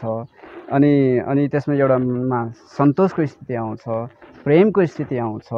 अनि तपाईँ चाहिँ संसारै यस्तै रहेछ भनेर अनि तपाईँसँग एक किसिमको अहिंसाको भाव आउँछ। किनभने योगमा पहिलो सूत्र, पहिलो नियम भनेकै अहिंसा हो। अहिंसा परमो धर्म भन्छ। याम पहिलो नियम भनेर भन्छ नि अष्टाङ्ग योगमा। त्यो यामभित्र पनि पहिलो नियम चाहिँ अहिंसा हो। अहिंसा सत्य अस्त्य ब्रह्मचर्य अपरिग्रह यो अहिंसा हो। त्यो अहिंसाको भाव हुनु पर्यो। त्यो अहिंसाको भावसँगै अब तपाईँले के जोडिन्छ भने शान्ति र प्रेम जोडिन्छ। अनि त्यो शान्ति र प्रेमको आधारमा त्यसको जगमा बसेर मात्रै तपाईँ अरू कुराहरू ग्रुमिङ गर्न सक्नुहुन्छ, अरू कुराहरू प्राप्त गर्न सक्नुहुन्छ। अनि अरू कुराहरू स्वतःफुर्त आउने अवस्था चाहिँ सिर्जना हुन्छ। त्यसमा यो किसिमका सिद्धान्तलाई हामीले आत्मसात गऱ्यौँ भने हामी पक्कै पनि एउटा योगी बन्न सक्छौँ। त्यस कारणले यो अलिकति आसक्तिबाट हामी अलिकति देखासेकी एउटा कहीँ न कहीँ अप्रत्यक्ष रूपमा पनि आसक्तिमा फसिरहेका हुन्छौँ कि। कोही मान्छे नामको लागि, कोही मान्छे दामको लागि, कोही मान्छे पदको लागि होइन। ऊ गेटअप चाहिँ योगी बनाएर बस्छ होइन। अनि विचार पनि त्यही दिन्छ, सशक्त विचार दिन्छ हैन। अनि त्यसपछि त्यो प्रवचन सिद्धिएपछि अनि घर गइसकेपछि अब उसको चाहिँ ताना बना बुन्न थाले हुन्छ हैन। कसलाई खुट्टा तानौँ, कसलाई के गरौँ हैन, कसलाई अगाडि बढाउँ हैन। म यो ठाउँमा किन भएन हैन, त्यहाँ म हुनुपर्थ्यो, त्यहाँ ऊ हुनुपर्थ्यो भन्ने यस्ता कुराहरू चाहिँ अनि आइरहेको हुन्छ कि। यस्तो भावले योगी हुँदैन, योगी चाहिँ हुँदैन। लगभग जीवनलाई बुझ्नको लागि योगलाई बुझ्नै पर्छ भन्ने हेतुले र योगको टेक्निकलिटिजको बारेमा अझै राम्रोसँग कुरा जाओस् भनेर हामी एकदमै डिपली टेक्निकल कुराहरूमा गयौँ। मैले सोध्नुपर्ने कुरा सरसर्सी लगभग सकिए। अन्तमा मैले सोध्न बिर्सिएको र हजुरलाई भन्नुपर्ने जस्तो लागेको केही छ भने भनिदिनुहोस्। अब सबैले आफ्नो विधालाई ठुलो ठाने हुन्छ अनि मान्छेले विषय पनि त्यही नै गइरहेको हुन्छ। तर म योगको विद्यार्थी भएकोले यो योगलाई यो हिसाबले बढाइ चढाइ गरेको होइन। यसको पछाडि साइन्स छ, कारण छ। यसको पछाडि कुनै न कुनै त्यसमा त्यो कथ्य मात्रै होइन, तथ्य र सत्य छ। त्यो कुराहरू चाहिँ हामीले बोध गर्नुपर्ने हुन्छ। त्यस कारण यो विषय भनेको तमसोमा ज्योतिर गमय, हामीलाई अन्धकारबाट ज्योतितिर प्रकाशतिर लाने एउटा विधा हो। वास्तवमा यसलाई हामीले बुझ्ने प्रयास चाहिँ गर्नुपर्छ। योग बल भनेको महाबल हो। योग बल भनेको तपाईँ शारीरिक रूपमा सुसङ्गठित भएर शारीरिक बल निकाल्नु मात्रै होइन, आत्मबल चाहिँ हो, चेतनाको बल हो, चेतनाको विस्तार गर्नु चाहिँ हो। तपाईँको बिटा लेभलको हाम्रो अहिलेको माइन्ड चाहिँ अल्फा हुँदै थीटा हुँदै डेल्टा लेभलतिर लाने हाम्रो प्रयास हो। भनेको त्यो विचारहरू सामान्य एउटा मान्छेको जीवनमा 1 सेकेन्डमा चाहिँ 24वटा विचारहरू आउँछ। तर अहिलेका मान्छेहरूको भनिन्छ यो 40 हाराहारीमा पुगिसक्यो 1 सेकेन्डमा भन्छ। त्यो हिसाबले त 24 घन्टामा 60,000 विचारहरू भइसक्यो। 60,000 विचारमा तपाईँको 30वटा सकारात्मक 30वटा नकारात्मक छ भने पनि त्यसको प्रभाव चाहिँ धेरै रहन्छ। त्यस कारण तपाईँले पहिलो चरणमा त्यो विचारहरूलाई पोजिटिभ बनाउनु पर्यो, शुद्ध बनाउनु पर्यो। त्यति मात्रै तपाईँको योगको लक्ष्य होइन। योगको लक्ष्य त्यो हुँदै होइन, सकारात्मक बनाउने योगको लक्ष्य हुँदै होइन। योगको लक्ष्य भने त त्यसलाई घटाउने र जिरोमा शून्यमा ल्याउने हो। किन भन्दा पोजिटिभ 60,000 पोजिटिभ तपाईँको दिमागमा भयो भने पनि त्यो अकुपाइड भएन र। अनि त्यो दिमागले तपाईँ के काम गर्न सक्नुहुन्छ, के सोच्न सक्नुहुन्छ, के सन्देश दिन सक्नुहुन्छ, कुन ऊर्जा चाहिँ तपाईँले अरूलाई चाहिँ प्रसारण गर्न हस्तान्तरण गर्न सक्नुहुन्छ, यो सम्भव हुँदैन। त्यो हिसाबले हामी एउटा यत्रो एउटा अनन्त महासागरको यो यात्रा हो, एउटा अनन्त एउटा ब्रह्माण्ड, यो 14वटा ब्रह्माण्डको चाहिँ हामी फ्लाइटमा छौँ। त्यसमा यो यात्रालाई हामीले निरन्तर कायम गर्नुपर्छ। यदि योग बललाई राम्रोसँग बुझ्नुभयो भने त्यही कुरोलाई नै तपाईँले आफूलाई बलराम बनाउन सक्नुहुन्छ, परशुराम बनाउन सक्नुहुन्छ। त्यही योग बललाई बुझ्नु भएन भने तपाईँ दुर्बल हुनुहुन्छ, तपाईँ हराम हुनुहुन्छ। बलराम होइन कि हराम बन्ने सम्भावना रहन्छ। त्यो हिसाबले त्यस कारण जीवनलाई अलिकति बोध गर्ने, चिन्ने प्रयास गरौँ। मात्र एउटा क्वेसन प्रश्न तपाईँहरूलाई कि आफूले चिन्ने प्रयास गरौँ। ढिलो र चाँडो हामीले यो प्रश्न आफैलाई गर्छौँ। तर हामी एउटा संस्कृतिमा बाँधिएका छौँ कि चाहिँ के अरे 50-60 वर्ष कटेपछि अनि धर्म कर्ममा लाग्ने, अध्यात्ममा लाग्ने भन्ने सोचबाट हामी ग्रसित छौँ। त्यस्तो चाहिँ सोच संस्कारबाट चाहिँ अलिकति टाढा हुनुहोस्। त्यसमा धर्म कर्म अध्यात्म भन्ने कुरो त जन्मसिद्ध पनि भइरहेको हुन्छ होइन। हामी जन्मसिद्ध जन्मैदेखिको चाहिँ कुनै चाहिँ माताको कुरा सुनिरहेका हुन्छौँ, कुनै चाहिँ बालगुरुका कुराहरू सुनिरहेका हुन्छौँ। जन्मसिद्ध पनि यो किसिमको भावहरू आउँछ। तर हामीमा त्यो लुप्त हुन्छ, हामीले जागृति गर्न नसकेको हो, चिन्न नसकेको हो। चिन्ने प्रयास गरौँ कि कुनै उमेरले, कुनै अवस्थाले यो अध्यात्मलाई छेक्दैन। त्यसमा अध्यात्म विज्ञान बृहत हो। अनि धर्मलाई पनि हामीले गलत तरिकाले बुझिरहेका छौँ। हामीले धर्मलाई संस्कारको हिसाबले मात्रै बुझेका छौँ। धर्म भनेको त्यो होइन। धर्म भनेको त गुण हो, धर्म भनेको त सत्य हो। जस्तै यो घाम अहिले लागिरहेको छ, यसले हामीलाई तातो बनाउने, प्रकाश दिने उसको धर्म हो होइन। पानीको धर्म चिसो बनाउने धर्म हो। हावाको धर्म हामीलाई प्राण भर्ने धर्म हो। भने जस्तै हामी खाना खान्छौँ, यसपछि त्यसको धर्म हामीलाई प्राण दिने धर्म हो। त्यो धर्म भने नि त्यो हो, त्यो मानवता तपाईँको धर्म हो। त्यस कारण संसारमा एउटै धर्म हुन्छ, त्यो भनेको मानव धर्म हो। यसलाई हामीले आत्मसात गर्नुपर्छ। यसको अलावा हामीले कुनै धर्मलाई सम्मान नगर्ने भन्ने होइन, झन् बढी सम्मान गर्नुपर्ने हुन्छ। झन् किनभने त्योभित्र पनि मानवता छ भनेर हामीले बोध गर्न सक्नुपर्छ। यो नै एउटा मानवको चाहिँ एउटा परम धर्म हो भन्ने कुरो मलाई लाग्छ। त्यस कारणले यो महान यात्रामा हामी लागौँ। यो अहिले परिस्थितिहरू धेरै सहज छन्, सिकाउने कुराहरू धेरै सहज छन् होइन। हामीले सुरु गर्दाखेरि धेरै दुःख कष्ट सङ्घर्ष गरेर धेरैका चाहिँ के अरे धेरै कुराहरू खपेर अगाडि आएका हौँ। अब हामी सँगै जानको लागि हामी तयार छौँ। त्यसकारण सबैलाई यही किसिमको अनुरोध गर्दै हवस् त, हजुरको यो समय, हजुरको यो ज्ञान, हजुरको यो अनुभूतिहरू सेयर गरिदिनु भयो हाम्रो साथीहरूलाई। हजुरको लागि यो ज्ञान र यो सत्सङ्गको लागि म आभारी छु। धन्यवाद। र हाम्रो कार्यक्रम हेरेर बसिदिनु भयो र यत्रो बेर हाम्रो सत्सङ्ग सुनेर हामीलाई साथ दिनुभएकोमा आभारी हुँदै टेक्निकल क्यामेरामा हामीलाई सपोर्ट गर्ने रामथुजीलाई धन्यवाद दिँदै बिदा हुन्छु। नमस्कार। The Secrets of Life with Subhas Agam.